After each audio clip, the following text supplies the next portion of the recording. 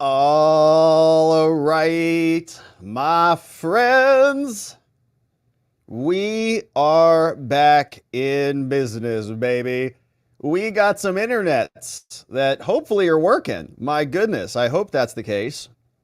As we wait for the tubes to fire up all across the fruited plain of the interwebs. Back in downtown Phoenix, Arizona, we were on the road for the last about week, 2.5 weeks. And it feels good to be back right here. And so we're excited to get into it. We got some fun stuff to attend to. It looks like the tubes have connected themselves. That's tremendous news. That means we can go ahead and get started. So let's do it, shall we? Oh my gosh, my chair. Something's wrong with it. What happened? No. What's going on? Uh-oh. No, I just fell down. Oh, no. All right, we're going to have to figure that out after the show. We got a problem here. But we'll assemble that later. Let's get started, shall we? Hello, my friends, and welcome back to yet another episode of Watching the Watchers Live, the show that spotlights misconduct involving police, prosecutors, and politicians. My name is Robert Gouveia. I am a criminal defense attorney. And today we are talking about the Trump assassination. We got some good stuff that has broken over the past few days or so, including a new Secret Service counter sniper email that was apparently sent to a bunch of people at the Secret Service. They freaked out about it, deleted the email. And we have a woman called Susan Crabtree who reports for Real Clear Politics who got a copy of that email. And we're going to read through it and see what's inside. Because apparently this individual is very unhappy with what they're seeing out of the Secret Service. We know that Kimberly Cheadle has already left and is no longer going to be directing the Secret Service. But we also know that the next person who has come in, Ronald Rowe, is also a problem. In fact, he's a pretty big problem. He may be the person responsible for the minimized security there on the very horrible attack on J13. So we're going to talk about that because turns out he may have a bigger role to play, and that's maybe why they put him in charge. So we'll talk about that. We've also got this new narrative that's being formed over from the Secret Service and Homeland and others saying that the shooter, Crooks, was a right-winger and said some things and did some things that are very concerning to the FBI. Now, we know that there's a counter-narrative that we've already talked about here. Our friends over at Gab have found an account that they were requested to provide information about, thanks to the Fed sending them a letter. We're going to take a look at that letter that has been posted by Andrew Torba. And so that will be coming up as well. And Trump sat down with Laura Ingraham yesterday and was talking about how he's doing after the assassination. And so we'll poke around and see what he had to say as well. We also know that in Congress today, there was a lot of testimony being taken. And so we're going to hear from a bunch of different senators lacing in to Ronald Rowe, the new acting director of the Secret Service. He was in there today and kind of playing a little bit of the victim. I've got some great clips. We're going to go through his opening statement. We've got Senator Kennedy, Senator Chuck Grassley's queued up.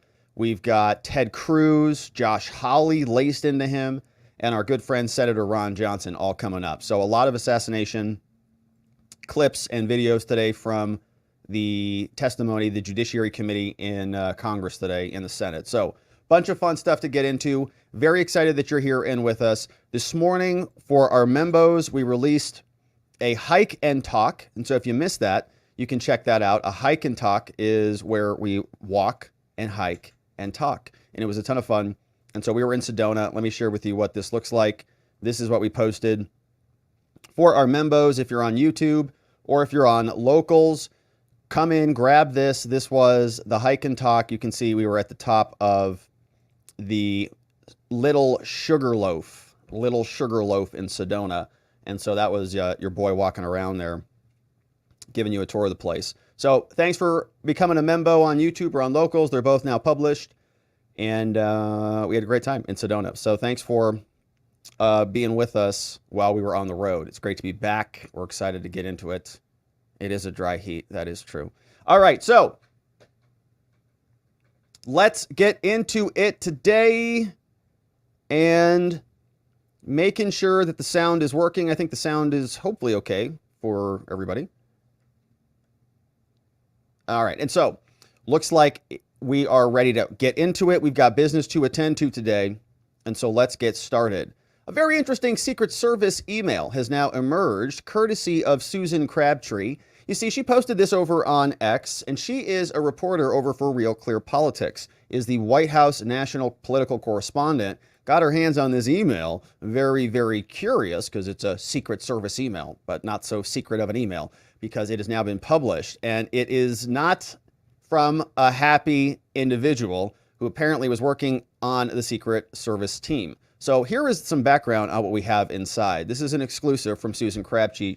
She reports, a Secret Service counter sniper sent an email Monday night to the entire uniformed division, not the agents, saying he will not stop speaking out until 5 high-level supervisors, 1 down, are either fired or removed from their current positions. Ooh, he's not happy.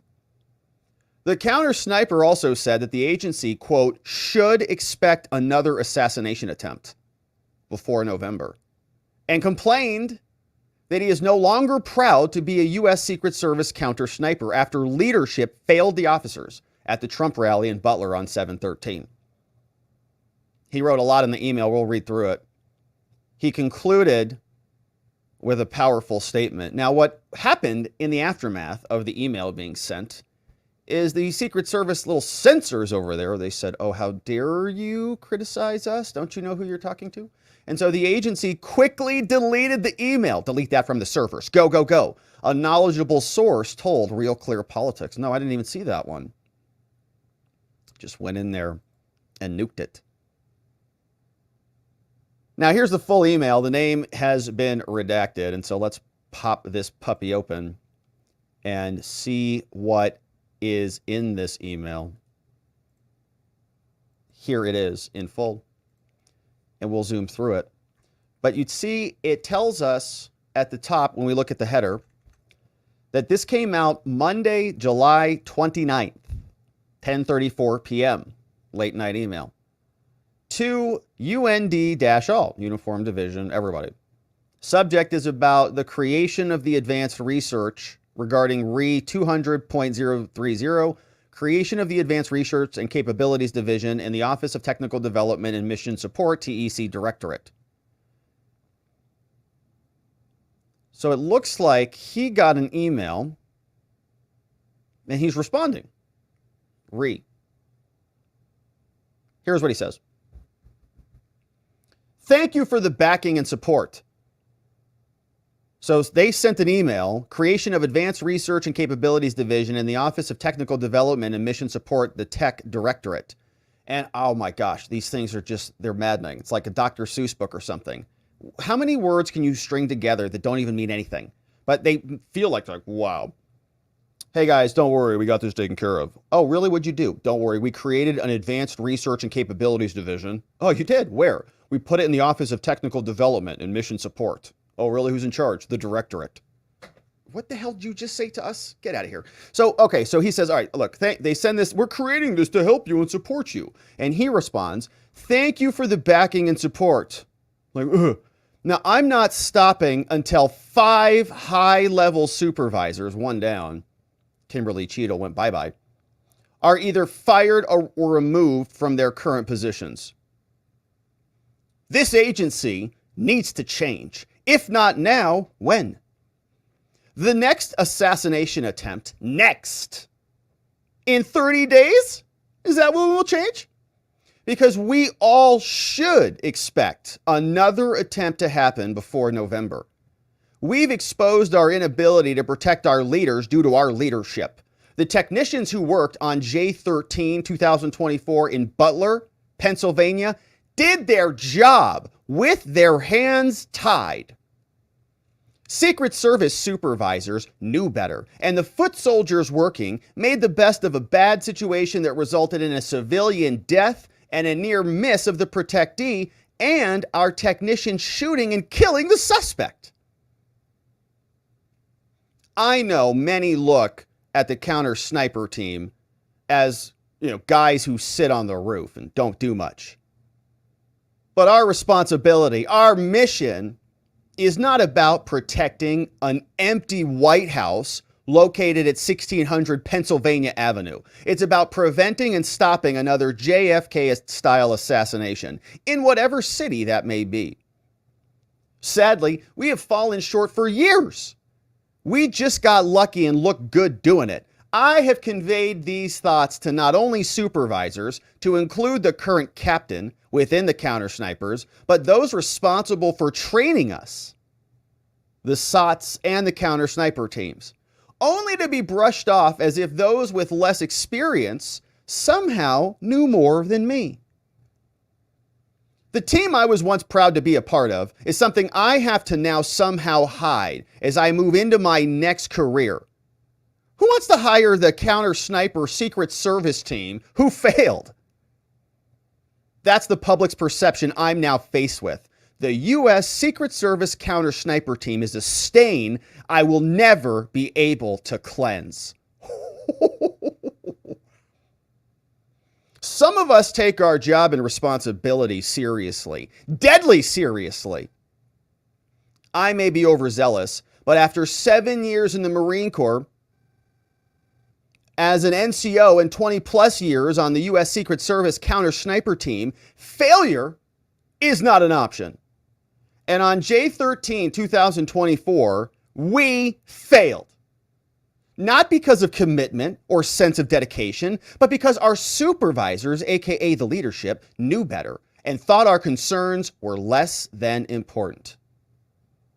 The motto of the U.S. Secret Service, CYA, cover your ass. And every supervisor is doing it right now. Well done, sir. And thank you for your service to our country and being so passionate about your work, because it's critical to our country. But as we see here is a person who actually performs, who's being forced to be dumbed down by incompetence up at the top. So the people at the top making the decisions to enable an assassination attempt should be held responsible. These people are very competent. They know what they're doing and how to prevent this from happening. It's not complicated. Every single person who watched this said, why is there no one on that roof? Every single agent, or I would say the suits as they're calling them, okay, not the agents, the people in charge of making the decisions higher up the chain, are covering their butts. Now, there's more on this. Susan Crabtree continued her reporting. And it gets worse. So not only is there this mutiny forming, there's this rebellion, sending emails to everybody. Morons. You're embarrassing and wrecking our whole institution. It gets worse, because the new Secret Service chief, who has replaced Kimberly Cheadle, is now the person that they've identified as being responsible for limiting the resources that were there to protect Trump in the first place. So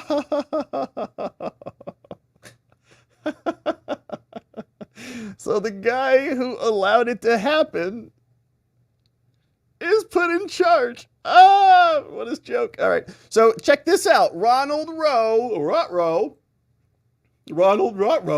acting Secret Service director, was directly involved in denying additional security resources and personnel. Directly, including counter snipers, to former President Trump's rallies and events, despite repeated requests by the agents assigned to Trump's detail in the 2 years leading up to J13.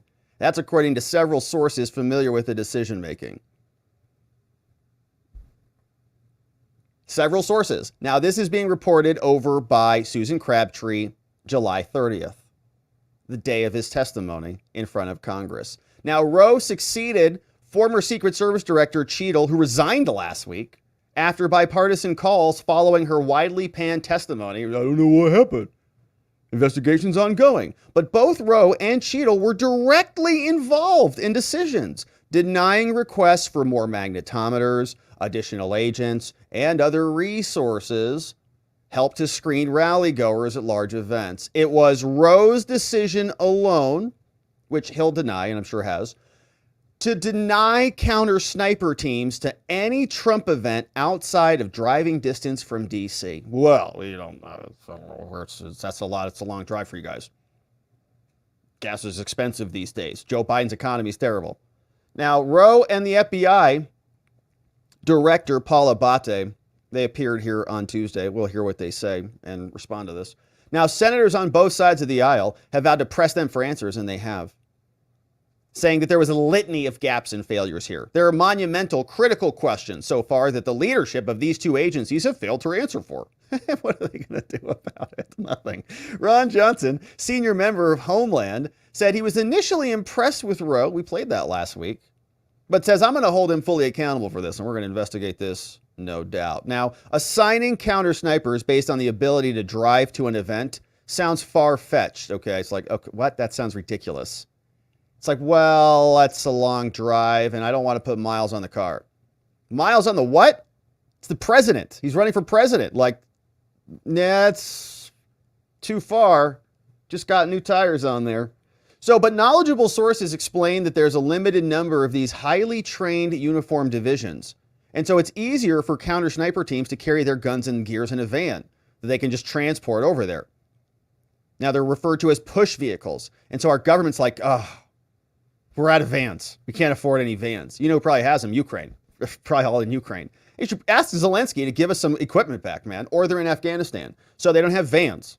And it's really complicated for them to have vans. Complicated. So, all right. So no vans. No Secret Service because gas miles. Now, the alternative is for counter sniper teams to get on commercial flights with all their gear, find a rental vehicle, oh no, and then do it all in reverse on the way home. Oh my gosh. You mean like every single business person who's ever traveled ever? Wow, shocking. So I can't believe that. That's way too much to ask. First of all, these guys can't even stand on sloped roofs. All right. So what do you nuts? You think they can accommodate all this? That's like 3 steps. And by the way, you know how hard it is? There's slopes when you're boarding an airplane. You have to go down the corridor to get on the airplane. It's like, whoa. Maybe they have to get in wheelchairs. So it's all possible under the needs of the service, one source contends. But in reality, it's much easier and far more cost effective for counter snipers to just drive to and from an event. They can carry their guns and gears on airplanes. There's an efficient process for that, but it's going to be much easier because they're going to have all their gear with them to drive rather than to fly. Then they have to have a push vehicle. It takes the whole team from a hotel to the site each day. They would always rather drive than fly. Now, the Secret Service has not responded to several questions from Real Clear Politics about decisions to deny or limit security resources, including some counter snipers. Now, at first, the Trump rally in Butler had no Secret Service sniper teams assigned to it. No, you don't need that. It's too far. But at the last minute, agency officials were like, oh, crap, what if he gets shot? They reversed course, decided to add 2 snipers for the outdoor event. Woo, thank the Lord they did that. Now, it's for a total of 4 individuals. 2-man teams usually include 1 spotter and 1 sniper. What if they didn't have that? So far, there has been no explanation as to why agency officials made the late counter sniper assignments to the Butler event. Yeah, I can't wait to figure that one out. Though it could be in response to the increased threat level that Trump had in recent weeks. Maybe because it was the Iranians or something, right? Trump had an increased threat level based on the Iranians, they allege. And they're still like, well, it's far, though. It's like it's far, and we need that van. Hunter needs it. The Secret Service has said the agency increased security for Trump for an unknown time period before the rally in response to the Iranian plot. There it is. Now, as Real Clear Politics previously reported, and we're going to trust their word much more than we're going to trust anything out of these Secret Service people, but the late decision to add the counter snipers cut short the time the team had to conduct a detailed survey. Like, just find a roof. We don't care. Such a survey would usually take 2 to 3 days to complete, but the counter snipers only had 1 day to complete their advance work. Just whatever. Just it's like token, right? We did it. Just say we did it. Sniper. Okay. Put him on a roof. Done. Okay. And if Trump gets shot, we did the due diligence. We did our work, or we did our homework. Instead, says sources familiar with the counter sniper advance work also said an outdoor forum such as the Farm Show site in Butler would require at least 3 two-man counter sniper teams. But instead, the Secret Service sent 2 counter snipers and then relied on local law enforcement counter snipers to handle the AGR building, placing that structure outside of their official perimeter. Again, another volitional act. Who made that decision and why? The decision to rely on local law enforcement to man that building has come under scrutiny. Blame the local cops, especially as new details have emerged of the local cops tracking him and reporting him to the Secret Service for more than an hour. As we talked about yesterday on our 1 frames per second show, we saw that there was evidence that they knew about this guy 90 minutes before and thought he was suspicious. Local law enforcement and snipers and their superior officers have said that they tried to keep the Secret Service informed about their concerns. And the Secret Service was like, it's the local cops again. Do you want to talk to them? No, I'm not here. No, just, and they just kind of, F you button it. So why? Their communications were siloed from the agency, even though they said they notified the Secret Service Command Center because they were in the same building. We know that they had one representative in there so he could relay directly to them. So we'd love to know the names of those 2 people and what happened there. Now, the Secret Service Command Center is supposed to be manned with both senior Secret Service agents and local law enforcement bosses to facilitate interoperability so they don't have to all get on the same radio channels with different technologies. They're just there. Hey, local team says there's a sniper on the roof. What roof? AGR building. Great. Sniper on the roof, AGR building. Secret Service knows exactly what the local cops know. Go. Instantly. But a breakdown in communication occurred, and the Secret Service was tracking several suspicious persons that day, and apparently never deemed Crooks a threat until he was crawling on the roof with a rifle. Yeah. Oh, he's got a rifle now. Yeah, but is it loaded, though? Well, let me know when it's loaded, okay? I'm playing this game here on my phone. The Secret Service counter sniper killed Crooks as soon as he had him in his line of sight. Rowe told senators at a closed-door briefing. Senator Johnson told Real Clear Politics that Rowe told the senators during a briefing that Crooks was hiding behind the lip of the edge of the building, and the Secret Service counter sniper shot and killed him as soon as he could detect his forehead above the lip on that building's roof edge. Whew, man, what a shot. So Crooks just pops his head up. Boom. And that actually matches what we heard from that guy yesterday that said he saw a ploof of hair flying all over the place, which is not funny. Several members of Congress have questioned the role poor communications have played in any of this. Yeah, poor communications. It's always amazing. It's like the magical poor communications and incompetence fairies responsible for everything. I don't know. How come somebody got shot in the head and killed? I don't know. Probably poor communications, probably. Yeah. Oh, really? Yeah, it seems like there were a lot of those. Like, I don't know, 15 different incidents of poor communications over 90 minutes. That's a lot of poor communications. Are you sure that's not intentionally disregarding an active threat? It seems like it is intentional. And it seems like you might be doing that intentionally to allow that threat to continue to mature. So we'll see now more than 100 minutes before they open fire. Lawmakers have repeatedly asked why. If local law enforcement was tracking Crooks so closely, why, oh why, didn't the Secret Service agents detailed to Trump whisk him off the stage? Why did they not even stop him from going out in the first place? But those familiar with Secret Service under similar circumstances say, well, there's always threats and it's not a big deal. Are there snipers on roofs? Always. And they do not often rise to the level of alerting the detail. Those 5 to 10 agents whose sole job it is to provide immediate protection. On the day of the rally, more than 100 people needed medical attention for heat exhaustion. 3 other suspicious people besides Crooks.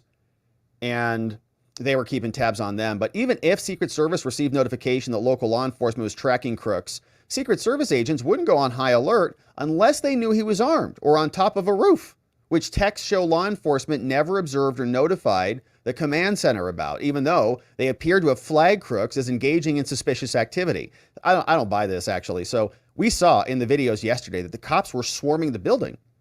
They knew somebody was on the roof for a long time. A long time, I guess, is relative and subjective, but I would say long enough for the Secret Service to say, wait, what? There's a shooter on the roof? What roof? Over there. Yep, he's got a gun. Oh, take him out. Right? So, because the cops were there. The cops were there looking up, walking all over the place. In fact, other cops were boosting other cops on top. So, clearly, they knew there was something wrong on the roof. I don't know if they texted them, hey, there's a shooter on the roof, but they're all looking at the roof. So they all clearly got a communication about the roof. We saw it on video yesterday's show if you missed it. And that shows that there was a conversation about this. So the Secret Service presumably knew. So why did they wait until the shot was fired until they took him out? Even though they appear to have flagged Crooks as engaging in suspicious activity, including at one point they mentioned the rangefinder. Use of the word threat would have changed things, and Trump would not have been allowed on stage, said a source. A suspicious person on the far outer perimeter where 8 cops are looking for him would not make 99% of agents keep the president off the stage. Now, if that suspicious person were reported crawling on a roof, yeah, then most likely the Secret Service would have prevented Trump from beginning his rally. And that's what we think, obviously happened, because the rest of the cops were in panic mode. How did they get alerted into panic mode? There was a communication. Oh, so that communication would have also been picked up by the person in the command center. The same person in the command center sending next to the Secret Service for that exact purpose, to communicate that to the Secret Service. So then Secret Service snipers should have immediately scanned the roof, locked on, and eliminated. Okay, the cop had already been assaulted by an assailant with a gun on the roof. So he's a threat actively right there. So as soon as that happened, that's the end of the game. In fact, in my opinion, as soon as someone's on the roof, right, that's when Trump should, okay, obviously you're not supposed to be there. Don't know if you would shoot him if somebody's seated on the roof. You might just be some kid who wants to get a nice visual of MAGA. Who can blame him for that? So you don't want to just start popping off people. But yeah, as soon as you start setting up and all of that, yeah, then that's a whole different ballgame there. And the cops knew that there was a problem. They were scrambling because one of their own local cops just got assaulted. So if Crooks was spotted with a gun, then Trump definitely would have been held back, the sources said. And he was, okay? The Crooks was spotted with a gun. The dude fell off the roof because he got a gun pointed in his face, a local cop. So, and then he must have reported that. So how much time elapsed between the falling off the roof and the shot? If Crooks was reported as running from the police, which he was, it would be more of a Secret Service judgment call. He was. The counter sniper, we talked about this yesterday, went out to go chase him down. He was on the run. He was fleeing. That elevates him not from, not just a regular standard rally goer to something else. But Crooks apparently put the rifle together after scrambling up to the roof, leaving the Secret Service possibly only minutes or even just seconds to react once they learned that he had a gun and was crawling on the roof. So it wasn't seconds because he pointed the gun at the other cop who was climbing up the side and then turned and repositioned. Now that might have been, it could have been seconds, but I doubt that. Right, to get set up, to be pointing. He's up there, he hears somebody, oh, what? He turns over here or right there. Then he's got to get back. It's got to be pretty quick. So Crooks' position at the lip of the rooftop's edge further hindered the Secret Service's ability to shoot him before opening fire, according to Rowe's briefing. So then he's now in hidden mode. So he pops up, shoots, and maybe drops back down. Then he pops up and hits 5 again, drops back down. Then they see where he's at. Then he pops up, head comes off. At least one knowledgeable source blames local law enforcement counter snipers for what appears to be at least one officer's failure to remain in his position and keep an eye on the AGR rooftop. And that was a question that we had for a long time. Because it seemed like that back building could see the top of that roof in front. Now, the Butler ESU was told where to be and what their job was, likely by a supervisor who had been in the meetings with the Secret Service. They had one job. They should have kept their eyes on the rooftop that they were assigned to. Oh, it's coming back on the local cops now. Secret Service, local cops. Now, several local law enforcement aside to this over the weekend accused the Secret Service, don't you blame us, you punks, of failing to coordinate with them or even meet with them. You say it's our job? You're the Secret Service. They said we're supposed to get a face-to-face briefing with the Secret Service members whenever they arrive. That never happened. said Jason Woods, lead sharpshooter on the SWAT team. So I think that that was probably a pivotal point where I started thinking things were wrong because it never happened. I started thinking things were wrong. All right. Before the day of the incident ever happens. This guy, Jason Woods, SWAT team, says, this is weird. Why are they not here? Shouldn't the Secret Service be here to manage this? They're not here. Strange. Almost like they were leaving openings. So we had no communications. That's where I started thinking things were wrong because it never happened. Yeah. Now, the first communication between local law enforcement group and the Secret Service, Woods says, was not until after the shooting. We didn't even hear from them until it's over. Like, hey, you know we had that meeting this morning, right? He's like, no, you weren't there. Yeah, I was. I was in the back. No, you weren't. I swear. By then, he said it was too late. Secret Service spokesman Anthony Guglielmi declined to respond. Oh, no, I'm not going to respond to that. Instead, he said the agency is committed to better understanding what happened before, after, and during the event so we can understand how Trump almost got killed. A timeline released by Grassley said that law enforcement's activity in the 45 minutes before shots rang out shed some light on their efforts. And we've gone through the timeline as far as we know thus far. And so an after-county action report was also released. And so that will be a fun one to review. But from 6:06 to 6:12, the very close timeline, the window that we're concerned about, a local law enforcement officer appears to have left his assigned post at a building to meet a local patrol to let them know a suspect is around the building on the side of the fairgrounds, right? So the sniper is in position, sees him on the ground, takes a picture, whatever, is nervous about him, says, I better go track that guy, actually leaves the roof. Then he leaves the roof, then the other guy climbs onto the roof. Now, but by that time, Crooks was already crawling on top of the building, and at 6:12, opened fire on Trump and the crowd. So from about 6:06, he's on the roof. So he's got to be on the roof and so that other cop pops up. So was that at 6:07? Then the cops are on the horn screaming to Secret Service, there's a shooter on the roof who just came at us. Or was it closer to 6:10? Was it 6:10, 30 seconds when the cop fell off? Radios it in. By the time Secret Service gets that radio, it's too late. Interesting. All right, so all that's happening. We also know that there was some questions about some of these text messages. New texts show that local police were scrambling to assist with covering the rally. Just absolutely overwhelmed, apparently, because the Secret Service wasn't even meeting with them. New text messages between Beaver County Emergency Services show just how understaffed they were ahead of a rally for former President Trump. And, you know, this is a common thing in the law. It's like, if you enable something where there's going to be a disaster and you know that there's going to be a disaster, or you should know there's going to be a disaster, then you're kind of responsible for that. Not kind of, in many cases, you are, right? You're responsible for that. It's like a building, right? If you like build a building and you use fake materials and violate all of the inspection rules and all the code, and somebody falls through the floor, right? You've got some liability for that if you're responsible for exercising a duty of care and protecting that premises from that type of harm. So all of that is, right, if you're enabling that, you're responsible for it. So you shouldn't have an event if you know there's a high likelihood or a probability or even a possibility in a case like this that someone's going to be assassinated. You shouldn't do it. Just call it off. We can't do it. We can't do it responsibly. So we're not going to do it at all.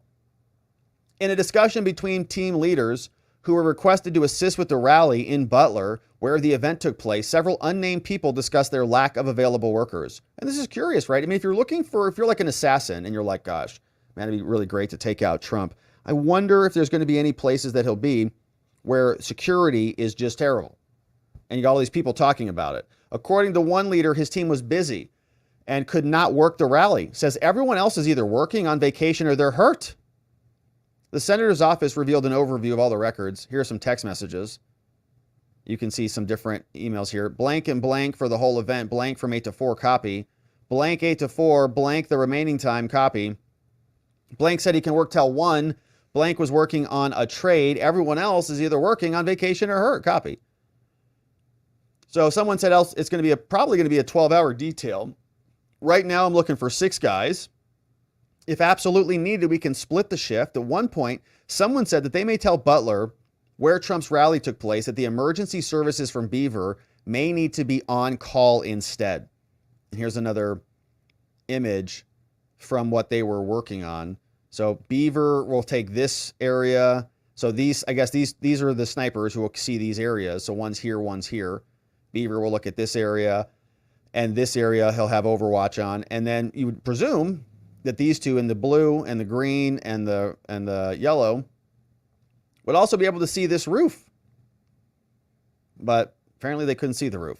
So then maybe green leaves the roof, exits this sniper position, and then Crooks is, climbing around this side, climbs up on the roof, and brings his rifle with him. Absolutely. It's just insane. So that's the story here. In a planning diagram, various snipers were there. Their coverage was also there. But would-be assassin Crooks' location on top of the warehouse was not covered by the snipers. His placement is detailed in an after-action report, which we will review separately. But photographs of Crooks, we've seen those. One person responded just minutes before Crooks opened fire. The local officers assisting with the event weren't sure where he had gone. One person responded, not sure, when asked, where'd Crooks go? He was up against the building at 6. If I had to guess, towards the back away from the event. 5 minutes later, it was communicated over the radio that the suspect was at the picnic tables, moving towards Sheets with a backpack. Between 6:06 and 6:12, an individual, the name of whom is redacted in the after-action report, attempted to tell patrol officers about Crooks' presence around the building and on the side of the fairgrounds. But at 6:12, shots were fired. And that was the rest of it. Now, as the story continues to develop, we're watching a narrative emerge. They're saying that this Trump shooter may have had a certain political bias all of a sudden. We've talked about this last week. Our friends over at Gab have gotten a letter from the feds, from law enforcement, saying that this shooter had an account on Gab, or is suspected to have an account on Gab. We already read through many of those posts there. Many seemed highly critical of the right and Trump, and were in fact in favor of leftist ideologies, as we talked about previously in that video. But now Abate, in a hearing on Tuesday with Secret Service Director Ronald Rowe, said that the FBI has discovered 700 social media comments that they think were made by this guy around 2019 to 2020, and they're calling them anti-Semitic and anti-immigrant. Oh, no. That's just what the FBI wanted. Perfect for them. Now, some of these comments, if ultimately attributable to the shooter, appear to reflect anti-Semitic and anti-immigration themes, to espouse political violence, and are described as extreme in nature. We were waiting for them to manufacture this, obviously. So while the investigative team is still working to verify this account to determine that it did belong to the shooter, we believe it's important to share it today. So the joint hearing, and it's always amazing, it's like they want him to be a Trump supporter, but it's a strange, illogical thing where a Trump supporter would want to shoot Trump in the head. But anyways, while the investigative team is still working, they'll give us some more details. The joint hearing will help shed some more light on this in time. We are just sure of it. Now, here is what Andrew Torba said in response to this. They're trying to say that this guy had anti-immigrant and anti-Semitic comments. They say over at Gab, come on, that's not consistent with what they know from their platform. Breaking, says Andrew Torba. Make sure you're following him. He's over on X at Based Torba. He's the CEO of Gab.com, another great platform. Says the FBI is now claiming that the Trump shooter Thomas Matthew Crooks, quote, had an unspecified social media account in 2019, 2020, when he was apparently 14 and 15, that posted anti-immigrant and anti-Semitic comments. Right? That is an important context there, 14, 15. Now, that is not consistent, says Andrew Torba, with Gab's understanding of the shooter's motives based on the document that they got. It's called an emergency disclosure request, called an EDR, which was received from the FBI last week for the Gab account called Epic Microwave, which, based on the content of that EDR, the FBI appeared to think belonged to Thomas Crooks. Now, many, particularly regime media reporters, have doubted Gab's claims that this request existed. Normally, we don't confirm the existence or the content of law enforcement comms, but in this instance, we had to make an exception due to the overwhelming public interest in disclosure and transparency. Now, as a courtesy to law enforcement, We are not going to post the entire request. This is the first page of that request. The story is this: the account for which the data was requested was unequivocally pro-Biden, and in particular, pro-Biden's immigration policy. And so to the best of Gab's knowledge, as of 2021, Crooks was pro-lockdown, pro-immigration, and a left-wing supporter of Joe Biden from Gab. Here's an official record that they received. July 24th, to Gab, Andrew Torba, CEO. This looks legitimate from the FBI on letterhead memo. All the things look like other documents we see. Now, it's an emergency disclosure request from Gab. On 7/13/2024, from the feds to Andrew Torba, say Thomas Matthew Crooks traveled to the Butler farm show located at 625 Evans City, Butler, Pennsylvania, and attempted to assassinate former President Trump of the United States, F. POTUS, Donald J. Trump. Now, in doing so, say the feds, Crooks fatally shot one identified victim and critically wounded two others. Crooks left behind two potential explosive devices in his vehicle located near the farm show and an additional potential explosive device at his residence. FBI investigative efforts identified several emails, telephones, and one possible Gab account associated with Crooks. This emergency disclosure request is being submitted to identify any co-conspirators. So for the time being, and for the time period from the inception of the account to the present, please provide the following records and information for all Google accounts associated with the following email addresses and or user identification numbers. Username Epic Microwave. Other identifiers are redacted. Now, as you recall, Andrew Torba had previously shared with us this some time ago. This is the account. And it said a lot of things like this. This account was responding to cat turd. Didn't you also think Biden would lose in a landslide? Yeah, I wouldn't be very confident in your election predictions. It says, first of all, Biden's executive orders don't incentivize human trafficking, as human traffickers aren't interested in citizenship, right? So he's like defending Biden's immigration. Likewise, the majority of illegal immigrants are not criminals. I mean, they are by virtue of the fact that they came here illegally. And I don't want to hear about the amnesty crap, okay? Or the excuses that they're using to say that everybody's not actually illegal. And so you get the picture, right? The story is that this guy is a Trumper, MAGA supporter, some sort of racist, domestic violent extremist, blah, blah, blah, all intending to capture the narrative, to weaponize Trump's own assassination attempt against Trump. It's incredible. But the truth is, what we know from the documents that the FBI sent over themselves, this account and this shooter appear to be Biden fans, as we would suspect. And that just makes logical sense. Why would a Trump supporter want to take out Trump? It's not logical. But Trump was asked about this. Now, a lot has happened since we've heard from the president in the aftermath of the assassination attempt. He sat down with Laura Ingraham, and here is what their conversation sounded like.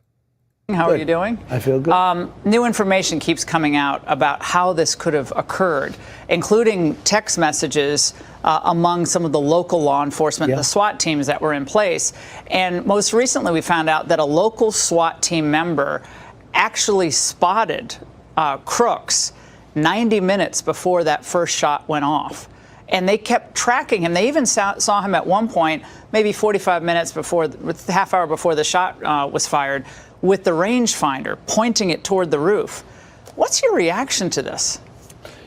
Look, I can tell you this. Once the bullets started coming at me, and I got very lucky, I have to attribute it to God, because if I didn't turn to the right, and there was no reason to turn to the right except I dropped a big sign on what a great job I'm doing on immigration, right? Yeah. So the sign's coming down, and I go like this, and it went phew. If I didn't, I wouldn't be talking to you right now. You shouldn't have been on that stage. No. You shouldn't have been allowed to get on that stage. But I just want to say one thing about Secret Service. They were very brave, because they were coming, bullets were flying over me, because I went down, bullets were flying, and they were on top of me. I had a lot of people on top of me, a lot of very big, strong people on top of me, I want to tell you. And they were very brave. I have to say that. Okay, with that being said, should have been somebody on the roof. There should have been communication with the local police, which there wasn't, so that's a bad thing. And they were seeing this guy, who was a very disturbed person, and they were seeing him around. I mean, it's like, how about the people, the Trump fans, the Trumpsters, the woman in the red shirt that was screaming, he's got a gun, that guy's got a gun. But this information, Mr. President, demonstrates via text messages in real time that they spotted this individual. The local SWAT team member spotted him. They lost track of him. They saw him again. But then we find out there was no pre-planning done between the Secret Service and the local SWAT teams, which is common, which is customary, in addition to the drone flying ahead. Actually, worse, there was no communication. So they didn't speak to each other. They actually didn't speak. That just came out. Look, it's a terrible thing. Should have been somebody up there. Now, the Secret Service shooter, the Secret Service sniper, it was amazing what he did. With one bullet, he took him out. And that was an amazing shot he made. I heard it was like an incredible shot, much further away. It would have been good if it was 9 seconds sooner. You know, we lost one great person and two people were very badly hurt, and now they're doing okay, and we're in communication with them. They're doing pretty good. They're doing very good. I thought they were going to die. I thought both of them were going to die also. But you agreed to an interview with the FBI as it's called a victim's interview in a situation. They're coming like in this on Thursday to see me. And I thought I would. I'm so disappointed.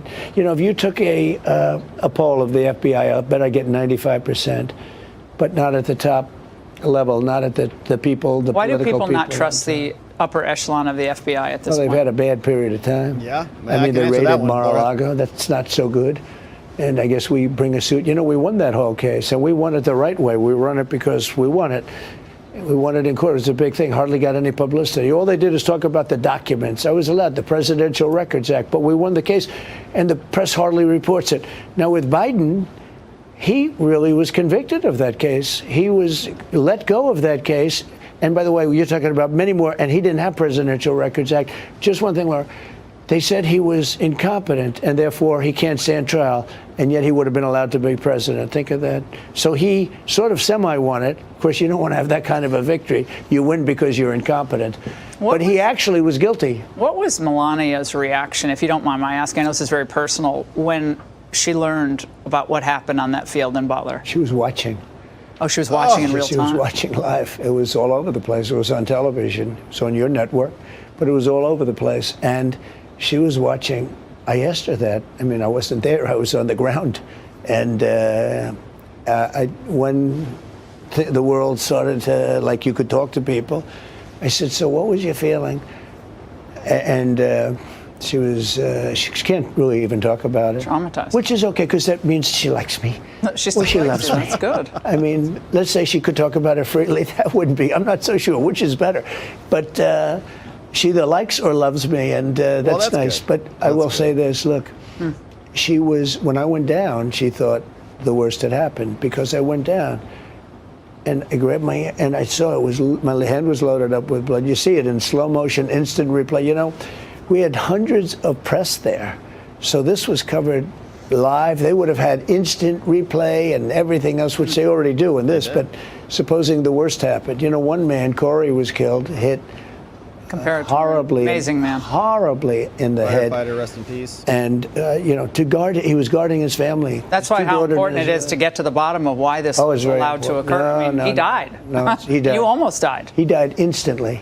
Instantly, he was dead immediately. Hey, Sean. Yeah, terrible, terrible. So prayers to Comparator family and peace to his family. Just a terrible thing. So President Trump now reacting, responding to what the Secret Service has done. Still defending them, giving them some nice benefit of the doubts there, saying that there were a couple of problems here and there, but ultimately there were some brave people. And I don't doubt that for a minute. I think that this guy who wrote this letter and is demanding better is a brave, heroic man who loves America, loves his job, wants to do his service and do it well. And unfortunately, there are some people at the top who would like to see things go differently. So let's talk about some of those people. We have more to attend to. We've got what happened in the Senate today. Senators tore into the new acting director of the Secret Service. We know that he might be worse than the old director, Kimberly Cheadle, who's no longer with us. was able to come in, not answer any questions, kind of wrap everything up, put a bow on it, and leave.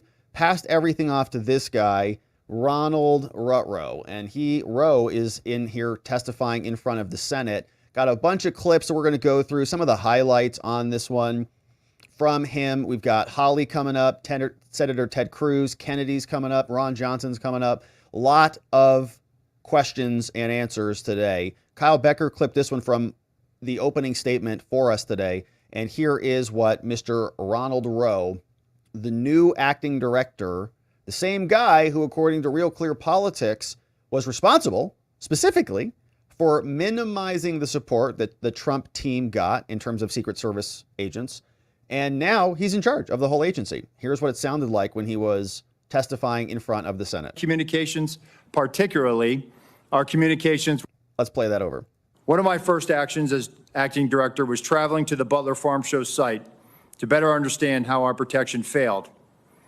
I went to the roof of the AGR building where the assailant fired shots, and I laid in a prone position to evaluate his line of sight.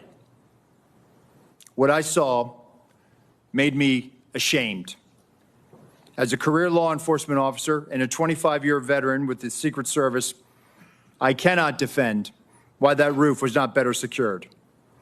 To prevent similar lapses from occurring in the future, I directed our personnel to ensure every event site security plan is thoroughly vetted by multiple experienced supervisors before it is implemented. Okay.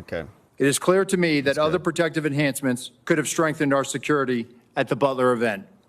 As such, I have directed the expanded use of unmanned aerial systems at protective sites to help detect threats on roofs and other elevated threats. That's good. I've also directed, like you should have had with the drones that were already discussed at the event on J13. resources to facilitate our protective site communications, particularly our communications with our state and local partners. In addition, I have instructed the asset request for Secret Service protective details to be approved expeditiously and have ordered the maximum use of requested personnel at protective sites to address this heightened security environment. I've heard your calls for accountability, and I take them very seriously. And given the magnitude of this failure, the Secret Service's Office of Professional Responsibility is reviewing the actions and decision-making of Secret Service personnel in the lead up to and on the day of the attack. Good. So they're investigating themselves, which is good. We know they like to investigate themselves. They do it all the time.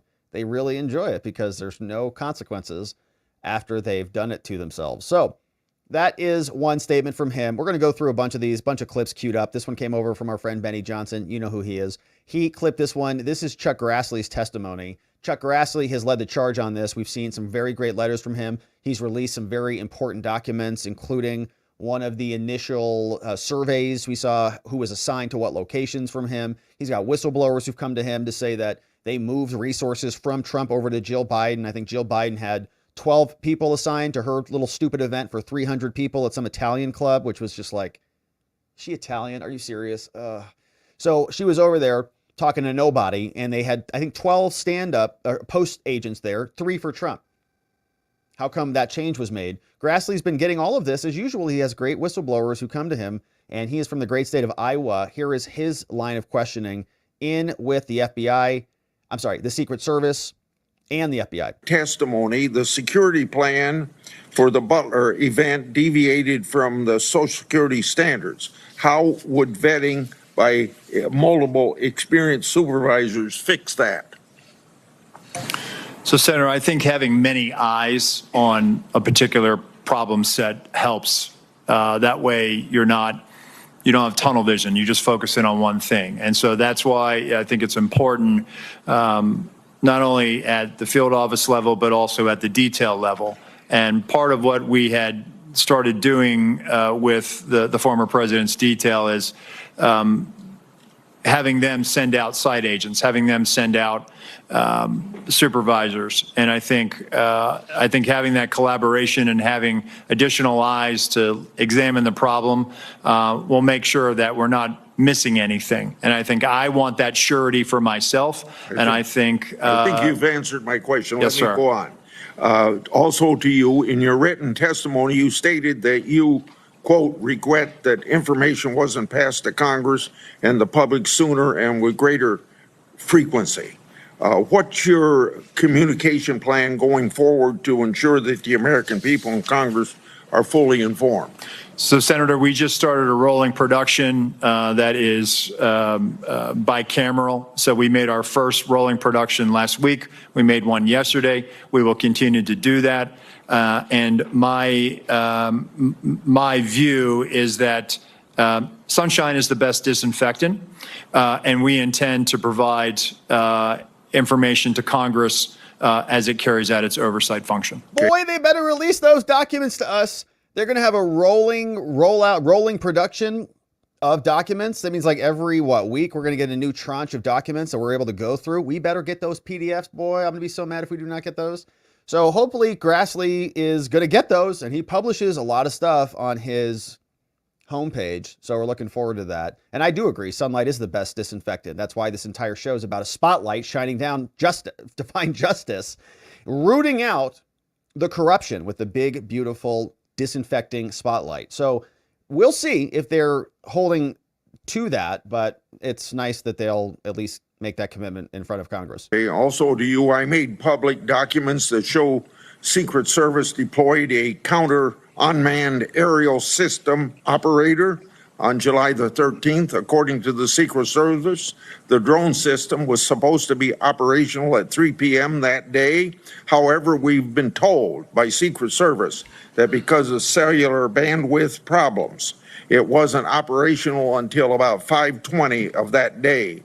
If the system was operational, Secret Service would have had the ability to detect the shooter and his own drone use.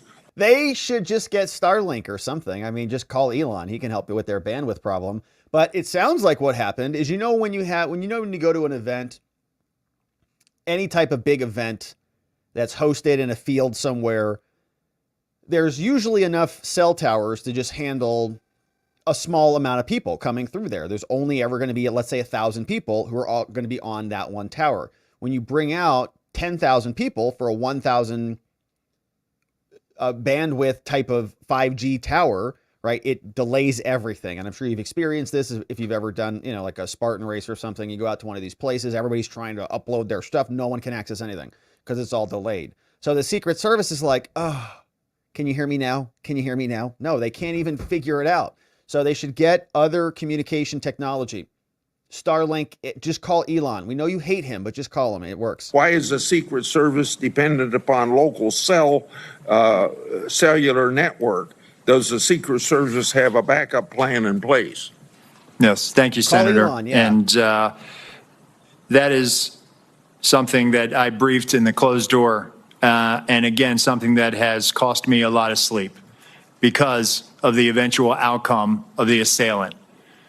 That what if we had geolocated him because that counter-UAS platform had been up?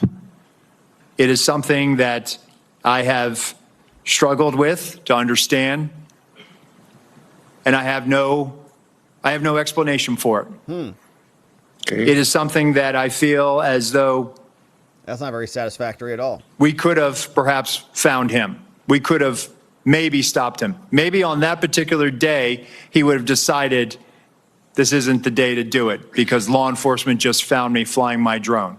People fly drones all the time on the peripheries of our sites. And we go out and we talk to them and we ascertain what their intentions are. On this day in particular, because of the connectivity challenge, as you noted, there was a delay and he flew his drone at 3:51 approximately. He could fly his drone, but the Secret Service couldn't fly theirs. But moving forward, we are leveraging resources from the Department of Homeland Security and others to make sure that we have dedicated connectivity so that we're not reliant on public domain, so that we can ensure that whatever assets we have in place, those assets are operational. This feels like such a scam to me. Our cell phones weren't working. And look, we talk about this all the time, okay? Pound the facts if you have the facts, pound the law if you have the law, pound the table if you don't have either of those. I think this is a similar type of maneuver here. except it's not moral outrage. It is a little bit of it. We could have done better. We could have, if only our cell phones worked. We should just switch to Verizon. It's like, okay, come on, buddy. Relax. All right. Just take it easy. We know that's ridiculous. All right. You have like shortwave radio. Just go get a Baofeng. All right. They're like $35 on Amazon for a pair of them. Are you guys nuts? You're right there. You're in this, just shout it out. Hey, there's a shooter on the roof over there. You're kidding me. They had 90 minutes. You had 90 minutes, dude. I could have sent you a postcard. I could have door-dashed you a warning. How fast we're working. And I'm very outraged about it. And we're going to get a better system next time. Come on. And that is my commitment to you that we're going to make sure we're going to do that. And that is something we are moving out on. We're getting T-Mobile too. We're going to get 2 cell phones, Chuck. Yeah. And that way, no one's going to get shot at again on our watch. All right. So here's Kennedy, who came out and said, all right, morons, listen. Is it true that there was no bullet that hit the president? Is there any doubt in your mind or in the collective mind of the FBI that President Trump was shot in the ear by a bullet fired by the assassin crooks? Senator, there is absolutely no doubt in the FBI's mind It whether former President Trump was hit with a bullet and wounded in the ear. No doubt, there never has been. Okay. I've been part of this investigation since the very beginning. Well, then why did moron Christopher Wray come out and lie about glass or shrapnel? Why did that happen? And that has never been raised. You're sure? Yes. It wasn't a space laser. No. No. It wasn't a murder hornet. No. Absolutely not. It wasn't Sasquatch. No. No, Senator. It was a bullet It was a bullet, Senator. 100%. fired by crooks Yes, sir. that hit President Trump in the ear and almost killed him. 100%, Senator. Okay. So why did your boss, which I would have preferred that line of questioning rather than the Sasquatch bit, but, you know, I do love Kennedy. I would like to know, why did your boss say it was shrapnel? Do you have any idea? Any idea why he said it might be glass? Like to know about that. But that was what Kennedy said. We also had this one from Carly Bondi, another great follow at Carluska P over on X, was sharing this exchange with this senator, and they were going through some interesting documents up there on the whiteboards. Let's watch this clip. Team lead met. They walked the site. They identified the AGR building. And if I may, Senator, if I could point out something right now, if I may, and we will place this for the record, but this is the point of view. We love whiteboards. What's on here? This is from the second floor of the AGR building. This point of view is the point of view where the counter sniper team locally was posted. The gold arrow indicates where the shooter fired from. Looking left. Why was the assailant not seen? Oh, he's blaming the local cops right there. Oh, man, they're going to be so mad because this is where he's saying they should be, saying, oh, the local cops were in charge of this building. And that's the same line of sight. We had the same question. Why couldn't they see him? He's right there, looking right out there. And of course, the local cop says he went down. He actually left that post because he saw crooks down on the floor there on the first floor ground level, and he thought he was suspicious. So then he left to go find him. This guy gets on the roof. He's out of pocket. He's not covering the zone. And lo and behold, it all just goes forward. And what's so wild about this is the Secret Service nuking the local cops right here. He brought a freaking print board from FedEx Kinko's. You know how much work it is for somebody to go get one of these things? You gotta like order it, send it an email. It's like $35. It's a nightmare. You gotta go pick it up. then there's always a little bent, you always bump it into a wall or something, so your corners are always bent. It's like a nightmare to get one of these things printed. Haul it around, never fits in your car. It's like a nightmare. So they went through, this is a lot. I mean, they spent more time prepping this board than they did securing the building. They didn't even show up for the meeting, the Secret Service. They probably had 3 meetings to get this board completed. I'm not joking about that. This is the federal government. Probably like multiple committee meetings. Do we have a budget for that? That board probably cost $700 to get printed. I could do it for $35. $700 they paid for that board. And they brought it in. They probably like 7 people handing off the board. It's like a whole nightmare. So more time on the board than preventing Trump from being shot. But they're doing it because they care about not being blamed for that. They don't really care if Trump gets shot or not, whatever. But they don't want to be blamed for this. So why is the Secret Service now testifying? This is like testimony saying that the local cops screwed up. You can't. He's in his seat right over there. Why can't you say it?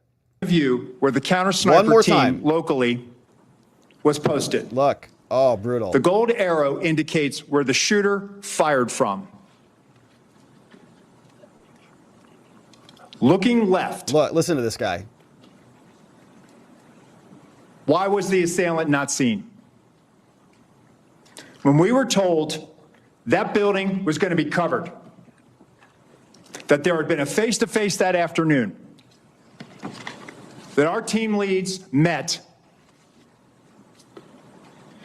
this was the view.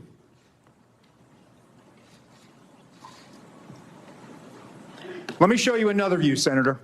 This is the Secret Service director blaming the local cops like a little cowardly child. It's pathetic. It's one of the most pathetic things you may see this month or year. I don't know. It's the Secret Service's job. He says they had a face-to-face meeting and that their sniper wasn't there. This is my assistant screwed it up.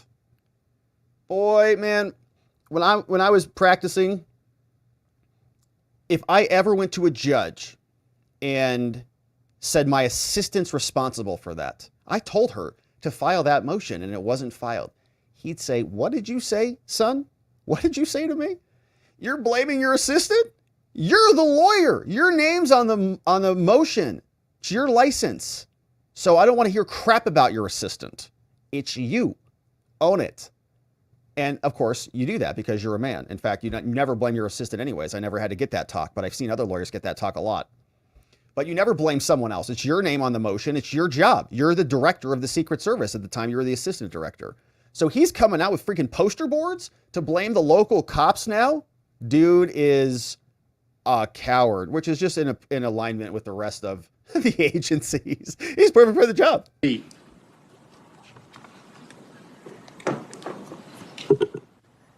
you have more boards? Do you have more poster boards? This view? You want to bring the local cops in to defend themselves? This is outrageous. I'm furious. You're going to make me come out and defend the local cops very aggressively, which, I'm actually not upset about doing, but it's like, wait a minute. Wait a minute. They're not even there to defend themselves, you piece of work. You're going to come here and just dunk on them from this hearing? They're not even there. Is a reenactment by one of my agents. Laying flat. There is a 5-inch rise on the middle of that roof. The assailant would have had to present his bore over that to get his shot off. The view underneath reflects the perspective that he would have had. Again, I call your attention back to the first exhibit if they'd have looked left. Give me C. If they would have looked left. Oh my gosh, man, these local snipers, local counter snipers, man, I hope they are assembling after this testimony today. Boy, I hope they are getting together and saying we are going to come back out and explain the truth. I hope they are blowing the whistle on this through and through. This is outrageous. You got more poster boards? Another $700 poster board? This is what our counter sniper team saw. Shooter, no elbows. You barely make out the crown of his head. Okay, are you looking through like, are you looking through a scope at all? Are you looking through anything that would enhance that? Or are you just trying to give us as far out? Ah, these people are such pieces of work. Do you understand what they're doing? That one angle is like, clearly you'd see the shooter. The local cops would be obvious. They could hit the broadside of a barn from their perspective. But our snipers, they couldn't see anything. Look how far away it is. It's very little, tiny little yellow dot right there. I can't even see it. So how could we shoot him? They should have shot him, not us. Below it, the assailant up prone. And let me just tell you, our counter sniper, this individual, I know him. I consider him a friend. He has covered me operationally in conflict zones. And when I did my time on the president's detail, he exemplifies the courage, the skill. What does that have to do with anything? And the ability to respond under great stress in such short time to neutralize the threat and prevent further loss of life. Getting back to your question, Senator, these were discussions that were had between the Pittsburgh field office, the local counterparts, and everyone supporting that visit that day. And that's why when I laid in that position, I could not, and I will not, and I cannot understand why there was not better coverage, or at least somebody looking at that roof line when that's where they were posted. Well, you're the Secret Service, bro. So maybe you guys should have figured that out. You can't understand why. It's your whole job. You should probably look into that. He blamed the local cops. He blamed them directly. He blamed them so hard he brought poster boards.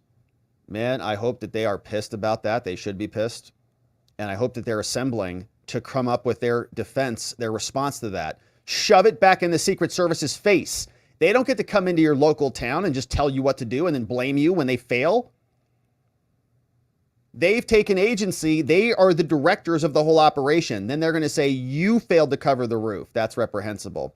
Hopefully those local cops are preparing right now. Here is what Ron Johnson posted. He said, look, this is my full questioning of Director Rowe and FBI Deputy Director Abate. We need full transparency from these two. Here is Ron Johnson. Thank you, Mr. Chairman. Acting Director Rowe, in our secure briefing last week, I made the point that if you don't want conspiracy theories to spread, you need to provide information. You know, I appreciate these photos today. These things could have been released literally within days, and a whole lot more information as well. So Congress needs to provide oversight. We don't have certain investigatory tools like you have, but what we can do is do interviews. So, Acting Director Rowe, did you receive our letter from July 25th requesting interviews with 13 individuals of the Secret Service? We are in receipt of that letter, Senator. And I don't know, Deputy Director Abate, have you seen that letter as well? Do you know who we're requesting interviews with? Senator, I have not seen Okay. the letter. Do you know whether those individuals submitted to interviews with the FBI, Acting Director Rowe? We're in the process. Those employees are being interviewed if they have not already been interviewed, sir. Are those interviews being transcribed? The FBI interviews, sir? Yes. Well, we have 302s on those. Yes, Senator, we will. Okay, when will Congress get those 302s? When will we get those transcriptions of those interviews? Senator, I'll take that back and we'll get those to you as soon as possible. So, Acting Director Rowe, when will those individuals be made available for Congress, for this committee to interview them? Senator, we'll make them available. How soon? Because memories are short. They can be influenced by events. We need these transcribed interviews as soon as possible. 30 days. Give us 30 days. We will get that done, sir. Okay, they both said we'll get him as soon as possible. How about 30 days? Okay, in a courtroom, the judge would never, when should I file my motion? Well, whenever you want, says the judge. No, you got 2 weeks. You got 30 days. Can you give them to me in 30 days? I don't know. How about 45? 60. Can you commit to 60? No, you can't. Well, how come you can't? Secret Service use encrypted communications at events. On our radio nets, we do, sir. Are those memorialized? Are those saved? The radio traffic from Butler, we did not have recordings. Oh! That's twice now. Oh, you're just kidding me. Okay, so we already knew this, but Kimberly Cheadle said that. No, we don't have any radio recordings from Butler. He just confirmed it. No radio recordings from Butler. That's such a convenient thing for them. It's really good news for them because that is probably where all the damning evidence, right, in those radios. So because we want to hear when the initial warnings came through. And now, since there's nothing recorded in the year 2024, no one's going to be able to investigate it. Do you normally? Not on the road outside of D.C. or outside of a presidential or vice presidential stop. So communications between Secret Service agents will not be available like we've gotten the communications from local law enforcement? Nope. I'm sorry, Senator. So we're not going to be able to get those communications. You didn't save them. No, sir. Which is very unfortunate. It is, sir. And moving forward, I've directed that we will now start recording those so that we will have them moving forward.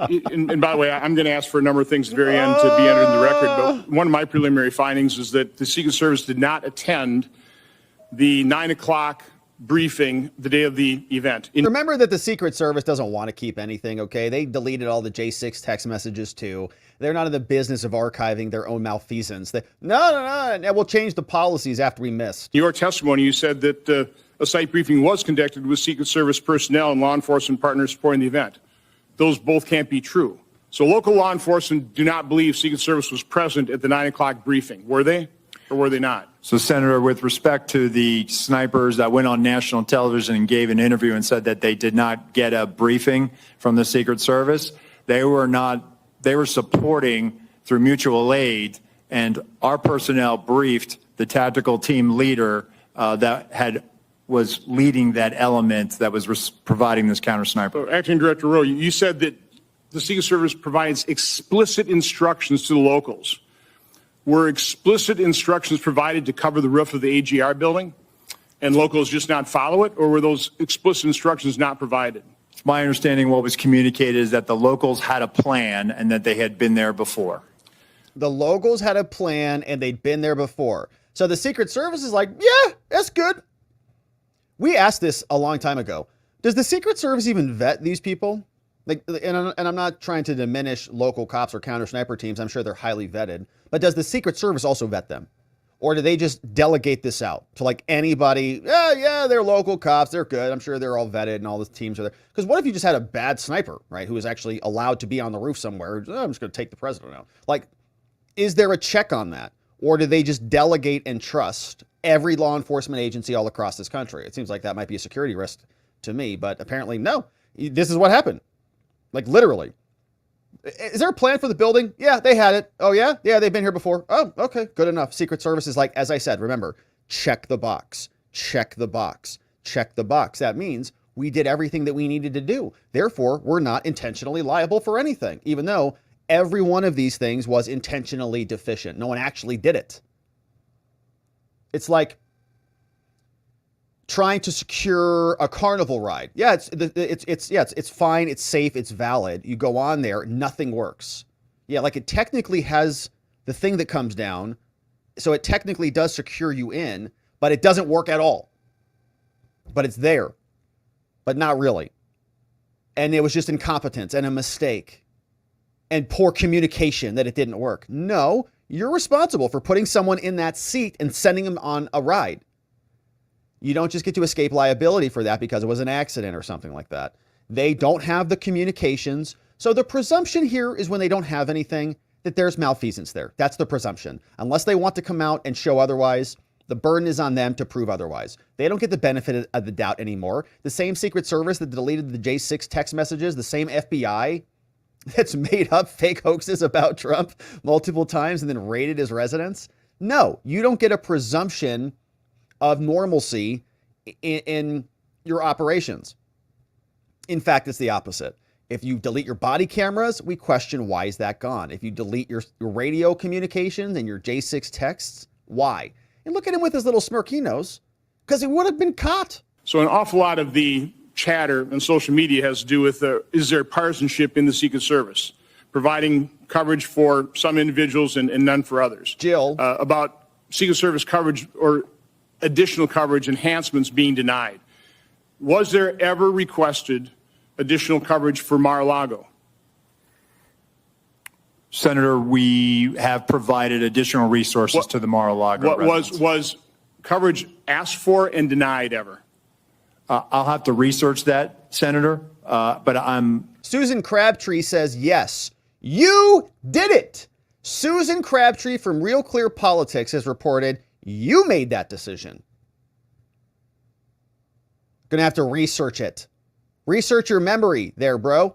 Happy to tell you we have made significant investments since the former president has left office. That's not the over question. $4 million of technology, resources, and alarms. Documents will Yes, come sir. out eventually to make the point one way or the other. This is an important piece of information that Congress needs to Are have. you lying Senator, or not? we'll make There's- those available to you, the there's- investments we've made. There's a report today by Susan Crabtree of Real Clear Politics saying that you denied sniper coverage outside of driving distance of D.C. Is that true? That is a false statement, sir. Well, that is incorrect. That is incorrect. Okay, I mean, that's the kind of information you need to refute with documentation. Did anybody in the agency make that decision?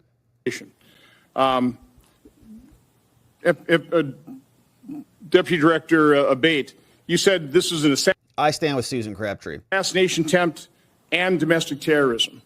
It's obviously assassination attempt. Why make the distinction? What is different about that? We think it's important to cover all the possibilities here. And Yeah, and they also want to water down the assassination attempt. They do not want it to be an assassination attempt, because if it's an assassination attempt, it's about Donald Trump. They'd rather it be political violence, because then they can make it about J6 and whatever else they want it to be about, not about an assassination. A domestic terror attack, something like that. What? It's an assassination attempt. And sure, if they want to call it J13 and join our team on that, I'm all in favor of that, because this was an attack on American democracy. And it seems like it was done by somebody who, according to the Gab posts of Crooks, was a big Biden fan. So yeah, it was an attack. in the reality of what we're dealing with and what we've all seen, Senator, and we've learned lessons from the past. The tragic shooting at the baseball field was referenced here. We've learned the lesson from that. That was not opened properly, and we've made changes in the Bureau, and it's reflected here This agency in terms is so of how disgusting. this investigation is being approached with a completely open mind and inclusive of all the possibilities, including domestic terrorism. I fear that makes the investigation potentially partisan. Mr. Chairman, I would like to request that Too my late for July that. 14th letter to Attorney General Garland, Mayorkas, and Ray be entered in the record. It asks for all kinds of information, documentation, asks a lot of questions. My preliminary findings of July 21st and July 23rd, including timelines, a bunch of questions as well, be entered in the record. And then our updated timeline dated today. This goes not only by minute, by second. And we will continue to update this timeline as more information becomes public. This is the way you do investigation. Yeah. We need to find out literally second by second what happens. So the American public understands the truth. Yeah, a lot harder to do that when they delete all the evidence. Oh, we just weren't recording it. Yeah, very convenient for them. So Josh Hawley went into this aggressively. Shout out to our friend Julie Kelly, who has clipped this for us here today. An amazing follow at Julie_Kelly2 on X. You know how to follow her. She clipped this one. Josh Hawley went into it. We're going to hear from him and Ted Cruz coming up. From this vantage point, as the law enforcement who are in those windows, as they look left, they should be able to see the shooter clearly there on the AGR second floor roof. My question is, why is there not a Secret Service counter sniper on that roof? So, Senator, when we post up, our methodology is to look at things that can see in on our protectees, so that they can provide that coverage. But why is there not a Secret Service counter sniper there with clear line of sight? That roof has a clear line of sight to the former president. Why didn't you put a Secret Service counter sniper there? The Secret Service's counter sniper role is to neutralize those threats that are looking in on us from where the protectee is, not necessarily You think maybe you might want to revise that protocol in light of what happened here? They were protecting the principal, and I think The principal got shot. I understand that, sir. So do you think you might want to revise the protocol? Let me ask you this. Who was the lead site agent who made the decision to leave the AGR building completely outside of the security perimeter? Who was that? Senator, I cannot give you that name. This person is operational. They're still doing investigations. They're still doing protective visits. Have they been relieved of duty? Senator, they have not been relieved of duty. I know their name, by the way. Why have they not been relieved of duty? They are still cooperating, not only being interviewed by the FBI, but also by our Office of Professional They Responsibility. got a bunch of stuff to cover up, man. You can't remove his key card, okay? Like, go home. Like, he's out there. He's like shredding. Hey, did you delete the hard drive? He's out there like with Hillary Clinton, like with a cloth. He's like, what did she use? What is she deleting everything? So no, he's still around. He's only responsible for, a dead guy and Trump being shot and 2 other people shot and maimed. But whatever, he's still pretty good. Like most of the time, he's pretty good. Just a bad day. And we will let the facts of the mission assurance and any further investigations play out. Isn't the fact that a former president was shot, that a good American is dead, that other Americans were critically wounded, isn't that enough mission failure for you to say that the person who decided that building should not be in the security perimeter probably ought to be stepped down? Senator, I think you're using the word decided, and I think we need to allow the investigation play out to include. Who did make the decision then? If it wasn't the lead site agent, who made the decision not to put that in the security perimeter? Senator, you're zeroing in on one particular agent. I want to find out exactly what was the entire decision process. So I think I want to be neutral and make sure that we get to the bottom of it and interview everybody in order to determine if there was more than one person who perhaps exercised bad judgment. Well, sure. My question is, why don't you relieve everybody of duty who made bad judgment? So yeah, you're right. I am zeroing in on somebody. I'm trying to find somebody who's accountable here. And you're telling me that the person who made the decision not to include this in the perimeter has not been relieved of duty. What about the person who's in charge of the interoperability Probably got an award. of radio frequencies between local law enforcement and Secret Service? Has that person been relieved of duty? No, Senator, because interoperability is a challenge, is a greater challenge than just one person. On that day, we had a counterpart. Has anybody been relieved of duty? System. It failed. Other than Cheadle? As the person who made the decision to send Donald Trump onto stage knowing that you had a security situation, has that person been relieved of duty? No, sir, they haven't. As the person who decided not to pull the former president off of stage when you knew that, in your words, the locals were working a serious security situation, has that person been relieved of duty? No, sir. Again, I refer you back to my original answer that we I are hope he asks that. investigating this through mission assurance. And as opposed to zeroing in on one, what more do you need to investigate to know exactly what the decision-making process was? Investigate to know that there were critical enough failures that some individuals ought to be held accountable? I mean, what more do you need to know? What I need to know is exactly what happened, and I need my investigators to do their job. And I cannot. A lot of people didn't do their jobs. The people who were responsible for the problem are still going to be around investigating the problem.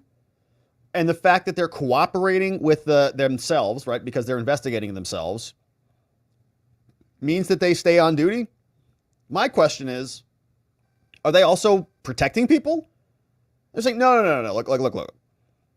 I know I said that the other stage was fine, okay? And I know it wasn't. It's like we got someone's dead. But I'm like positive, though, this stage is fine. I looked at the roofs personally, so just trust me and bring them out. And they're like, well, okay. It is the party of just one bad night. They love that. My thumb on the scale. Otherwise... What do you mean put your thumb on? Their thumb is on the scale. You're asking me, Senator, to completely make a rush to judgment about somebody failing. I acknowledge this was a failure. Is it not prima facie that somebody has failed? A former president was shot. Sir, this could have been our Texas school book depository. I have lost sleep over that for the last 17 days. Just like pounding the table on this. Okay, so we see the routine. We see the shtick. It's already a 1-2 shtick. Okay, Cheadle comes out. She's gone. She takes the brunt of it. So we already got our pound of flesh. The head person resigned. Doesn't matter. She's hanging out with Nathan Wade, going on cruises. They're both collecting their paychecks. So they bring in this guy. Then he's going to come pound the table, do his little moral outrage. I lose sleep. Okay, well, then why don't you actually give us some answers here, right? And explain why nobody has been held responsible for this. Fire somebody to hold them accountable. I will tell you, Senator, that I will not rush to judgment, that people will be held accountable. He's already admitted himself in this testimony that he agrees there was a failure, but everybody else can continue on.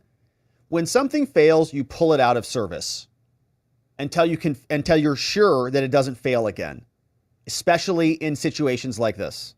And I will do so with integrity and not rush to judgment and put people I can't believe unfairly that you persecuted. are unfairly persecuted. Unfairly, We've got people sir, who are we dead. have to be able to have a proper investigation into this, Senator. He just said that he was being unfairly persecuted. But And I will tell you, Senator, that I will not rush to judgment, that people will be held accountable, and I will do so with integrity and not rush to judgment and put people I can't believe unfairly that you persecuted. are unfairly persecuted. Unfairly, We've got people sir, who are we dead. have to be able to have a proper investigation into this, Senator. You said earlier that you've got to make sure Cover that your up. protocols are followed, and unless there's a protocol violation, people wouldn't be disciplined. I would just say to you, I don't really care that much about your protocols. I think if your protocols don't provide for the fact that when a former president is shot, when an American is killed, when other rally goers, innocent people who just showed up on the day, when they are shot at and critically wounded, if that isn't a protocol violation prima facie,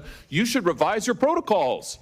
Senator, I think this is where you and I agree. This was a failure, and we will get to the bottom of it. Well, I hope you're going to do something about it. Let me ask you something else. The Real Clear Politics reports this morning that you were directly involved in denying additional security resources and personnel, including counter snipers, not just to this event, but over the last 2 years, that President Trump's team repeatedly asked for these additional resources, and you personally were involved in denying them. Is that true? Senator, as I stated earlier, that is not true. So you never denied any resources to former President Trump's team? No, not me. No, And- sir. and you weren't involved in any of that? You No, were never sir, I involved was in the not. decision-making? No, sir, I was not. Let me ask you just one or two other things. I didn't do it. Somebody else did. Well, whistleblowers tell me that, in fact, law enforcement were stationed to be on that roof, and that law enforcement abandoned their post because it was too hot. Is that accurate? Senator, I have heard that as well. Again, they posted up inside. And I think moving forward, as I said earlier, we're going to ensure that state and local counter snipers are on roofs. But do you know if someone was supposed to be on the roof? Do you know if someone was in fact? That's what the whistleblowers tells me. That may or may not be accurate. Do you know that to be the fact? Was somebody posted to the roof, local law enforcement or whomever? I do not know that to be a fact. Well, can I ask you why you don't know that?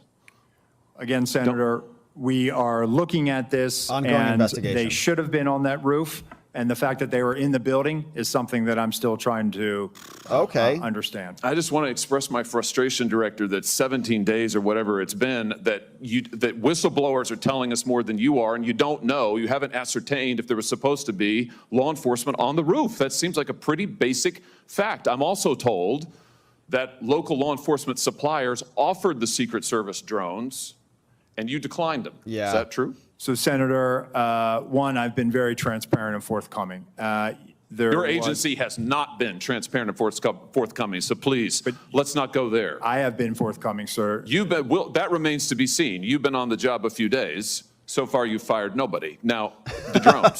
Thank you, Were sir. you offered drones? Senator So there Hawley. was an offer to fly a drone on that day. And why did you deny it? Again, I think the Our cell ability phone. of local law enforcement to provide an asset, we probably should have taken them up on it if it was offered. Yeah, probably should have. Again, bunch of these weird mistakes, one after another. It seems like they compound into tragedy, almost like they wanted it to happen. They enabled it. Here is, as we wrap it up, Ted Cruz lacing in on the Secret Service. The Trump team had not asked for additional security and had not been rebuffed. If you're talking about Butler, Pennsylvania, all assets requested were approved. If you're talking about the media reporting of assets requested, there were times when assets were unavailable and not able to be filled. Oh, his story changes a little bit.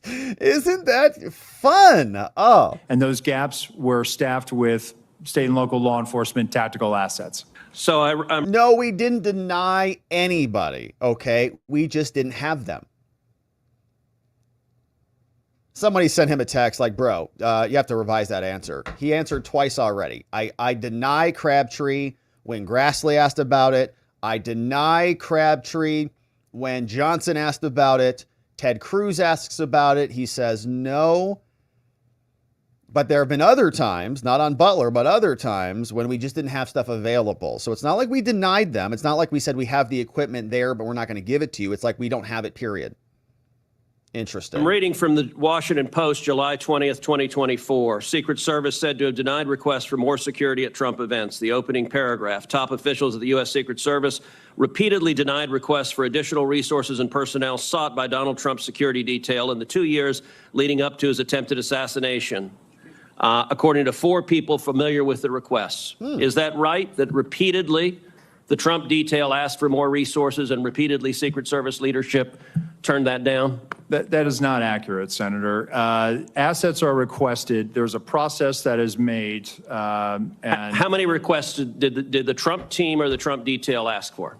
I can get you that number in a queue. You don't know now. So I can speak to the ones that reported in the Washington Post, and we can go through them if you like. But you don't know how many requests there were. In general, how many requests since 2021 that the former Trump detail has made a request for assets? You've had 2 weeks. You had a spokesperson put something out that is false on its face. By the way, did you approve this statement when it went out? I don't know if I did or didn't, Senator. Has this spokesperson, is he still employed? Does he still have a job? He is still employed, Senator. So he lied on behalf of the Secret Service. He still has a job. Did your predecessor, the former director, did she approve this statement? Senator, our comms team, they send out statements. They do deconflict them and they put them out. They just make them up. Did she approve this statement? I don't know if she did or did not, Senator. And you don't know if you did either? I don't recall approving it, Senator. Will you commit to provide this committee in writing every written request for additional resources from the Trump campaign or the Trump detail and every response from Secret Service? In 30 days. Senator, I will commit to providing responses and getting you the information that you are seeking. In 30 days. Now. Let me ask you something. In 15 days. And who makes the decision to deny those requests? Did you make that decision? Which requests? Are you talking about the ones that were in the Washington Post? Yes. So the process, sir, is that a detail will make a request for either staffing, technical assets, that is handled between the field office and the detail. It goes up to a logistics office between our Okay, so there's a bureaucracy. Is there a decision maker? It's not a bureaucracy, Senator. Give me the person that's the decision maker. Is there You're one? a government bureaucracy. Senator, it's a conversation. It's not just an absolute yay or nay. So let me tell you what I believe. I believe that the Secret Service leadership made a political decision to deny these requests. And I think the Biden administration has been suffused with partisan politics. Did the same person who denied the request for additional security to President Trump also repeatedly deny the request for security to Robert F. Kennedy Jr., whose father was murdered by an assassin and whose uncle was murdered by an assassin? Did the same person make that decision? Senator, what I will tell you is that Secret Service agents are not political. Okay, you're not answering my question. But you know what? Leadership appointed by the president, leadership appointed by the president is political. I have a simple question, yes or no. Did the same person deny the Trump request that also denied the RFK request? That's a yes or no question. Senator, that is not a yes or no question. One, there is a process for a candidate nominee to receive protection. Does the buck stop anywhere? Does the buck stop anywhere? Bipartisan process that the Hill participates in. It's a bicameral, bipartisan process. What camera? For a candidate, you are not a Congress. You don't have a camera. Mr. Kennedy submitted a request that was referred over to the CPAC. Okay, you're refusing to answer the question. Let me ask, because the failures on that day were catastrophic. By the way, is it true that on the day of the Butler event that Secret Service transferred agent from President Trump to the First Lady? No, sir, that's not true. That's been widely reported. It's not true. There was one airport agent that actually went on the manpower request for the Trump detail. They handled the arrival at the airport. What was the relative size of the Trump detail compared to the detail that is assigned to the President or the First Lady? 12 and 3. 12 for jail. Senator, the former president travels with a full shift, just like the president. What's 12 and 3. So the exact same size? Is that your testimony that President Trump had the same size detail that President Biden has? On the day of in Butler, the agents surrounding him, it is the same number of agents surrounding the president today. There is a difference between a sitting president who also not only Hold on, you're using president in a way that is not clear. Is it your testimony that in Butler, Pennsylvania, Donald Trump had the same number of agents protecting him that Joe Biden has at a comparable event?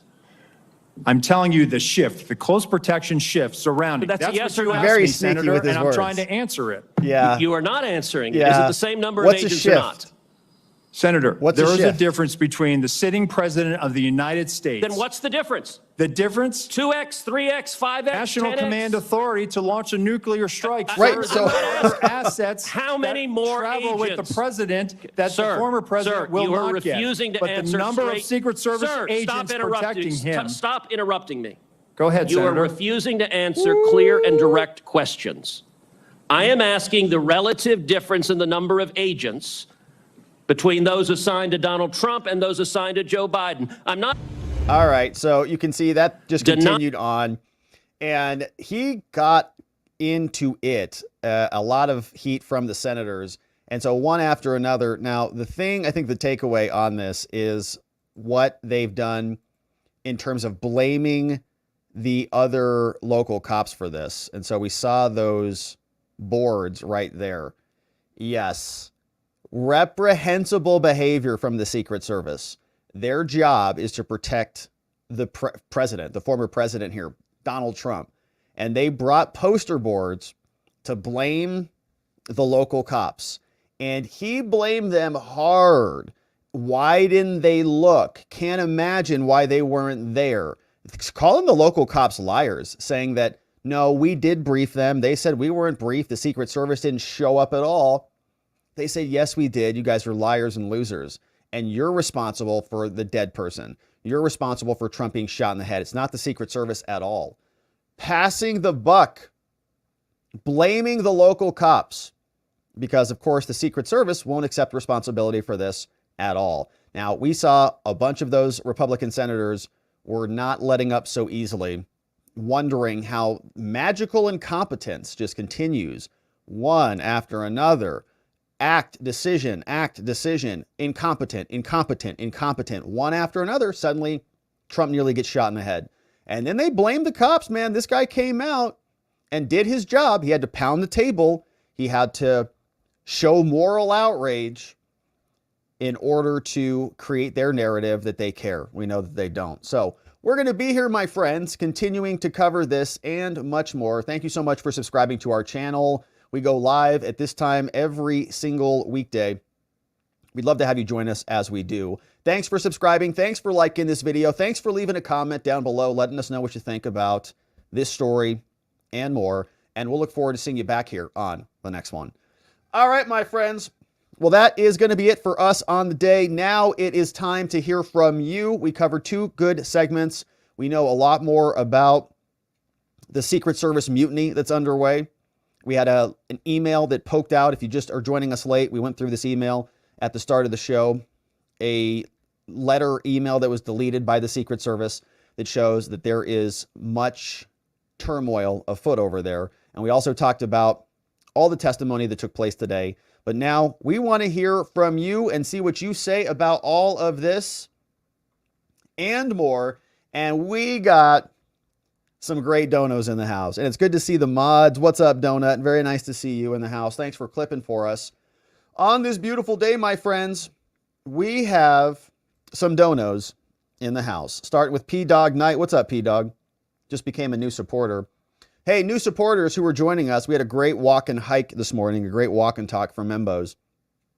Make sure you watch it, man. It's beautiful. Good to see you, P-Dog. Hey, what's up? Lynn Huston's in the house. Welcome aboard, Lynn. Great to see you. We got Randall Jenkins, also became a supporter. Great to see you, Randall. We have this one from A Million Hugs to You from Sheila the Pooh. Oh, Sheila the Pooh. A Million Hugs to You. I didn't read that right. What's up, Sheila? Here it is. Sheila, good to see you again. We got 10 Membos gifted. 1 Jump Bob in the house. Relaxing and Restful, Ditch Wicked, Joe M, Third Proverb. What's up, Sonia Slater? Malik F, Malik is here. Andy's Plumber. James M, Blue Phillips, and more coming in courtesy of Sheila P. Sheila Pooh, A Million Hugs to You. Hey, it's the Munkets is in the house. What's up, Tony? Hey, 5 Membos coming in. Remy's stuff. Tom Gates is here. Seek and Destroy, Juggalo News Audits came in. Welcome aboard. Matthew Hoey in the house and Jack, all gifted Membos courtesy of Tony Hey Munkets. Hey. It's the Munkets. Hey, Goofy for Jesus says CYA is during the event, not after the fact, U.S. government. Yeah, in other words, don't get people shot during the event. They're trying to CYA now, right? No, it's the local cops. That's what they're blaming. It's not our fault. Local cops screwed this up. Good to see you, Goofy for Jesus. Hey, John A. Boy in the house says, hey, Rob, even though Cheadle has resigned, can they still prosecute her for blatant negligence or malfeasance? Can't she just run away? She can't just run away, can she? Yeah, I mean, she could probably be sued for negligence, gross negligence, or I'm sure there's some claim, right? Consult a civil lawyer for something like that. Not me, but I'm sure she could be sued. I think that the response would be, first of all, filing a claim against the government's a whole different ballgame. You've got different statute of limitations, and you have to show certain levels of misconduct because the government insulates themselves. And the people in these positions also grant themselves, qualified immunity. The courts have said they're very difficult to sue and that these things happen. And basically, the government's not responsible for a lot. You're on your own. Like, you expect the cops to show up and you call 911. You expect the cops to show up and take care of you and help you. No, there's no obligation for them to do that. It's nice if they do, but if they don't and you die, that's your fault. Like, they have no obligation to you. That's the Supreme Court case. Hey, what's up, Jay Thomas? Membo for 11 months. That's a baby and almost a full year. What's up, Jay Thomas? Thanks for saying that. Saying, Rob is so funny. Thanks for that. It helps. Yeah, I don't know. I mean, I think I'm hilarious personally, but a lot of other people don't, especially in some of my jokes. Tell you that much. Hey, what's up? Thank you for that, Jay Thomas. Q is here. What's up, Q? Very nice sticker. I love hamburgers. They're amazing. BH Williams says, what if the counter sniper team was picked up by Trump Force One and traveled with Trump? It's a good question. So we can hang out with them and make content and talk about how screwed up the Secret Service is. I like it. Hey, Milo Phone Bill is on Locals. Says, during the hearing, Rowe had us believe that Biden needed more Secret Service agents because they were tasked with a nuclear football. That's the job of a functioning as a mobile hub of strategic defense of the United States. The football is carried by a military aide when the president is traveling, and it's not Secret Service. We got this one from Donut. Hey, this one came in. This is 5 Membos gifted from Tony Hay Munkets. You rock. We got Tony Hay bringing in Wheezy Bob, Not a Bot, Alyssa Lear, Teresa Moore, and SCVM gifted Membos courtesy of Tony Hay Munkets in the house. Hey, former LEO, Diamond Membo over on Locals, says, what was the total staffing by the Secret Service at the Trump rally versus the Jill rally? Yeah, that would be a great question to know. And I also saw from Chuck Grassley's whistleblower letter that I thought it was 12 and 3. That's why I was throwing those numbers out there. At least the post standards or whatever that was. We read that. There was an email. What's up? Tony DeMarco on Locals says, I signed up for a year on Locals. Thank you, Tony. It's great to see you. I thought that was a new name. Says, because of Trump Vance 2024. It's going to be a heck of a year. And we're going to have to start getting out there and mixing things up a bit, kind of going on offense a little bit, because we cannot allow a prosecutor to become the president. I'm so irritated about Kamala's ascendancy that, yeah, we're going to increase the power level here. What's up, Tony? Plus, the pixels here are extra golden and crisp. That is the truest statement you've heard all show. Extra crisp golden pixels on Locals. It's true. Hey, Glocky's here. Says, in the military, you also want to do reconnaissance and look for weaknesses to exploit and where to have different units. And where they meet is where you want to attack, because they are different units and therefore they have different standards, variations in training, and different command structures. So you always want to try to attack where different units meet in the line for maximum chaos and greater likelihood you break through the lines. That's from Glocky McGlockface in the house. Says Biden, here's some good ones. Biden said it was almost full term, so the left had to abort him, because that's what they do. Oh, no, we don't want another one of him. Hey, Monkeypox is here, stabbing white dudes for Harris, which was a weird thing. Hey, this came over from our friend Amuse. Says 94.1% of non-U.S. citizens referenced in the federal system were men. And it shows 88.4% of non-citizen inmates were illegal aliens. Amazing. This one, Did you know this, my friends? Kamala Harris and Ronald McDonald have won the same amount of Democratic primaries. Do you know that? It's true. Except Ronald would be a lot more qualified. Rut-row from Scooby-Doo. Hey, Jentifer is over on Rumble. What's up, Jentifer? Thanks for grabbing this one, Donut. Says, keep up the good work, Rob. Patriots are winning now. We're going to keep it up. We're going to keep this energy level high. We're going to keep the pressure on. And it's election season, baby. We are like in the home stretch. Hey, the Rubos are in the house. They say, clown show. Rowe needs to resign and get fired. Says Director Rowe, already showing us he's a bozo. Had a nice little rhyme to it. This old guy says, I have a difficult time trusting anyone who does dramatic readings of his opening statement like Rowe did. I know, only we can do dramatic readings here, okay? Not in Congress. Relax. Cliff Norman says, has anyone addressed how the recorded communication has disappeared like the Epstein video? Curious minds would like to know. Yeah, it's interesting. And they just apparently weren't recording, is what they said. And I'd like to really dial in on that. Like, were you recording and then they deleted, or were you not recording at all? Or were you recording, but they get deleted after 24 hours or something?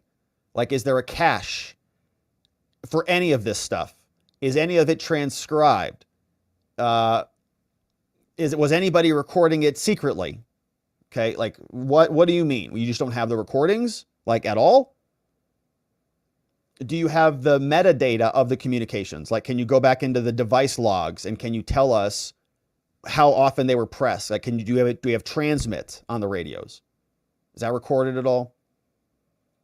Do you have monitoring tools to monitor other frequencies so that if there's bad guys communicating, you're recording those? And does that keep a log? Okay, because there's all sorts of technology that does that. Anyways, so yeah, great questions. Why is it gone? Lady Ice, what I want to see is the officer body cam footage from the one that shot him and anybody else who shot their weapons. Yeah, well, it's probably the sniper from across the way. Hey, Milo Phone Bill says, Secret Service has communication vans. Was one assigned to Butler? Well, no, they were really working on their T-Mobile account. Hey, this one from this old guy says, Rob, you spend more time considering communications and alternative communication options for remote operations than the Secret Service has. It's true. I did put a lot of thought into it. And it still, didn't work out all that well for us yesterday. But we're going to fix it. Okay? And if the Secret Service wants to give us $1 billion, we'll figure it out. They can't figure it out. Their Verizon was down. Thank you for this old guy. I know. Hey, it's Tanya Karras. Happy Taco Tuesday. It is. It's a beautiful Tuesday, man. Tacos sound great tonight. Says we're going to be having tater tot casserole. Whew, I love tater tots. Rice, side salad, and Mississippi mud pie. I don't even know what Mississippi mud pie is, but it sounds great. I hope. Yeah, it sounds like it's probably good. Like a dessert. Anyways, tater tots are amazing. Tanya, happy Taco Tuesday to you. Great to see you. It's nice to see you in the chat. And I hope your week is unfolding beautifully. We got this one from Lady Ice. Says, sheesh, is he Adam Kinzinger's long-lost twin? Chubby says, I'm so glad that the Secret Service is finally going to upgrade from the defunct Nextel to Cricket. Yeah, Cricket Wireless. Should vastly improve their cellular service. And maybe they can prevent deaths. Hey, Roy MC says, Sunday on 7/28, in the UK, 3 young girls were dead, 8 injured, plus 2 adults in serious condition in a targeted knife attack. It's terrible. Prayers for them. This old guy says, oh, big mistake getting indignant as the acting director of the Secret Service. This guy's attitude is writing checks. He's never going to get the chance to cash. Yeah, he was getting pretty animated there. I care a lot about this. How dare you? We don't even know who you are, dude. And your agency failed bigly. And you haven't fired a single person? Give me a break. Hey, what's up, Malik, over on YouTube? Malik Foxon says they're still to blame. They were in charge of the security detail and should have been on top of it, regardless of who they sent to that roof. This is pathetic. It's absolutely pathetic. They're the Secret Service. And they came out with poster boards blaming the other guys. What a joke. Sheila P., what's up, Sheila Poo, says he lies. We already know the face-to-face didn't happen because the Secret Service didn't show up to the briefing. Well, I guess he's saying that somebody was briefed, right? So he's saying somebody was communicating to somebody, and so they're responsible for it. And he was lacing into them today. How could they not even look left? Why didn't they look left? Dude, that's your job. Matt Ostrander says, Leeds met, quote, that afternoon. Shame that everyone else met at 9 a.m. in the morning and that the Secret Service didn't bother going to that. Yeah, Trump's going to be fine, they said. Thanks for that one, Matt. Hey, Charles Gant says it's so ridiculous for them to say that the local police were at fault. The perimeter was deficient. That building should have been in the direct responsibility of the Secret Service. The Pac-Man perimeter was the issue, from Charles Gant. Yeah, well, they don't want to be responsible for Trump's death, so they just, let's make that someone else's responsibility. Oh, that was their responsibility. How's a building in the 400 feet away not in the perimeter, says Glenn. Yeah, good question. Yeah, Anthony says the roof was slopey, though. That's a good point. I can't argue with that. Tony Hay Munkets says, incompetent people always blame somebody else. This guy needs to find a new hair cutter. Hair is driving me nuts. Ted Cruz drilled this guy. That was awesome. It was great. They all had, I think, some pretty pointed questions today. We'd like to see that. Beneficent says, Crook's drone worked, but the U.S. Secret Service drone did not. Look up the CUAS systems. Glenn says exactly. Yeah, they don't want to answer that question. They couldn't fly their drone, but this guy could. Okay. And then when they got offered a drone, they rejected the drone. We kind of made a mistake on that. It's almost like they didn't want drone coverage. 200-watt studio says, are the flight crew of the crashed plane that killed 100 grounded or on leave?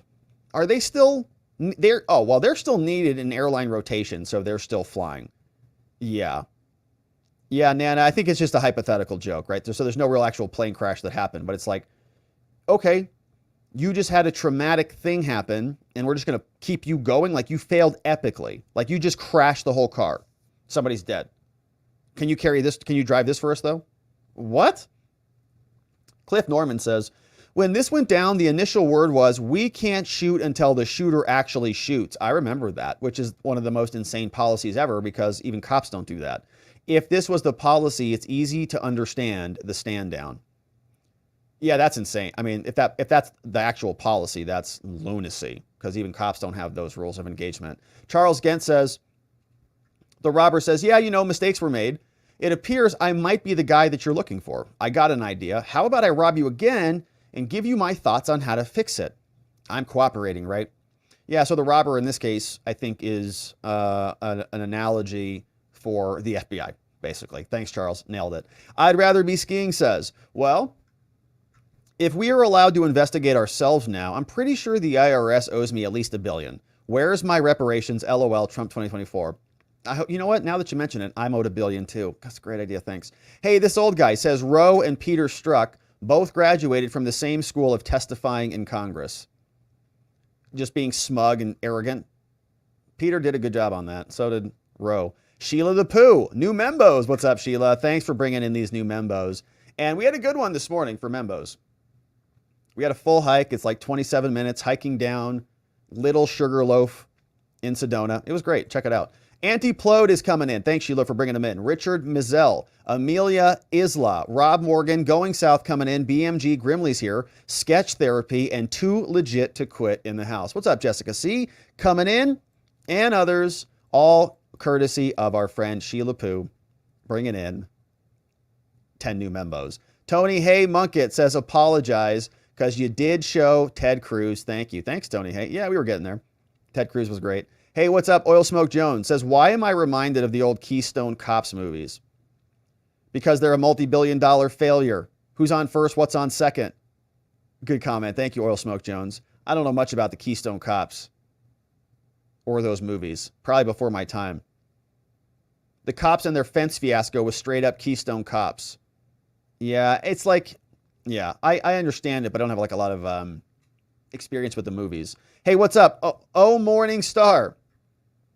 New supporter in the house. Welcome aboard. We got Michael Roach. What's up, Michael? Thanks for this nice dono, my friend. Thanks for being an amazing membo and supporting us over here. We've also got Salty Sarge on the Rumbles. Says the counter sniper team from Butler got a call to check the exterior of the building. One went out without his key guard. The other was sent in to let him back in. It was perfect timing. Gosh, wow, incredible. All the timing lined up. Trump, one that thinks the U.S. Secret Service fired all the shots? Probably not. Probably not the only one. there may or probably are others. Hey, what's up, Newt Gadget? 5 membos coming in, courtesy of Newt Gadget. Thank you, Newt Gadget.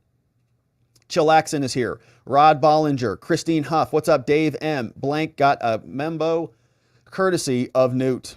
Hey, what's going on? This one from Michael Roach says, I was listening to your members only this morning.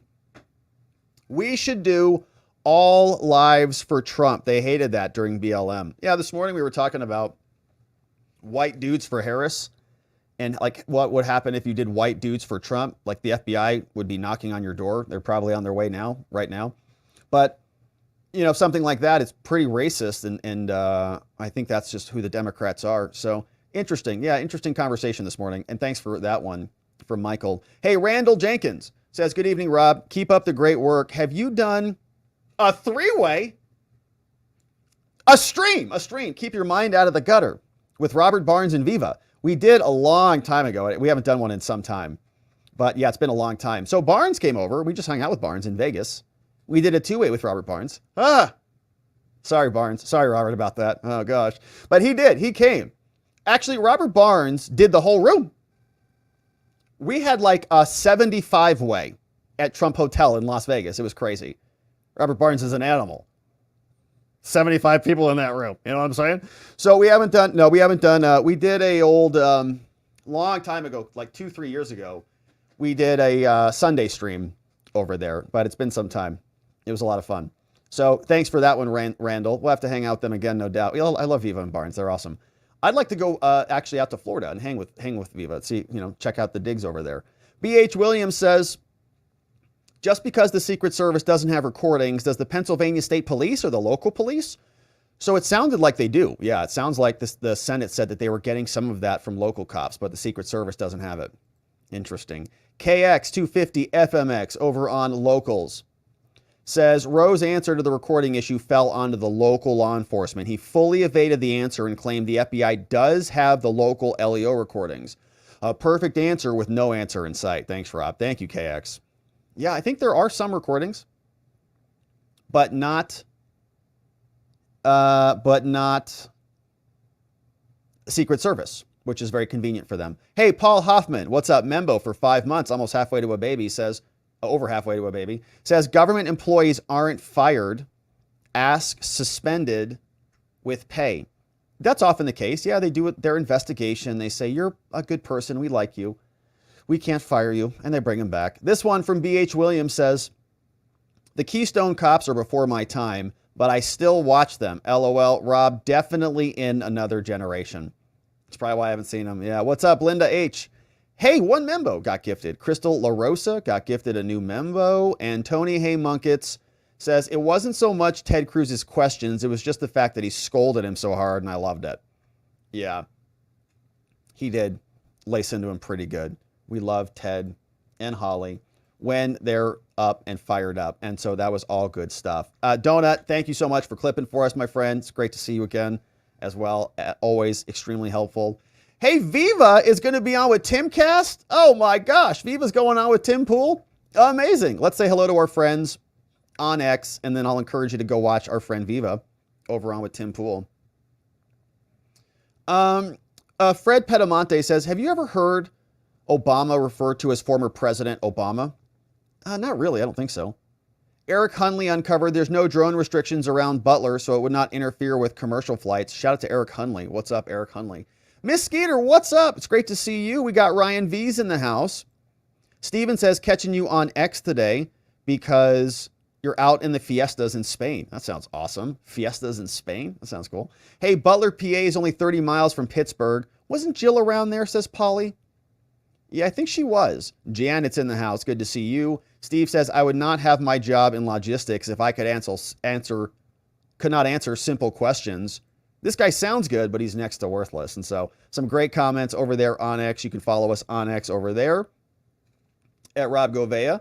ESQ in the house if you care to join us. But my friends, that is going to be it for us on the day.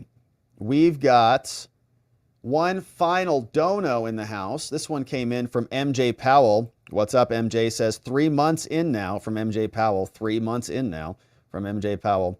Thank you for that one, MJ. And my friends, that is going to be it for us on the day. We are going to go over to watchingthewatchers.locals.com for our members only after party and debrief.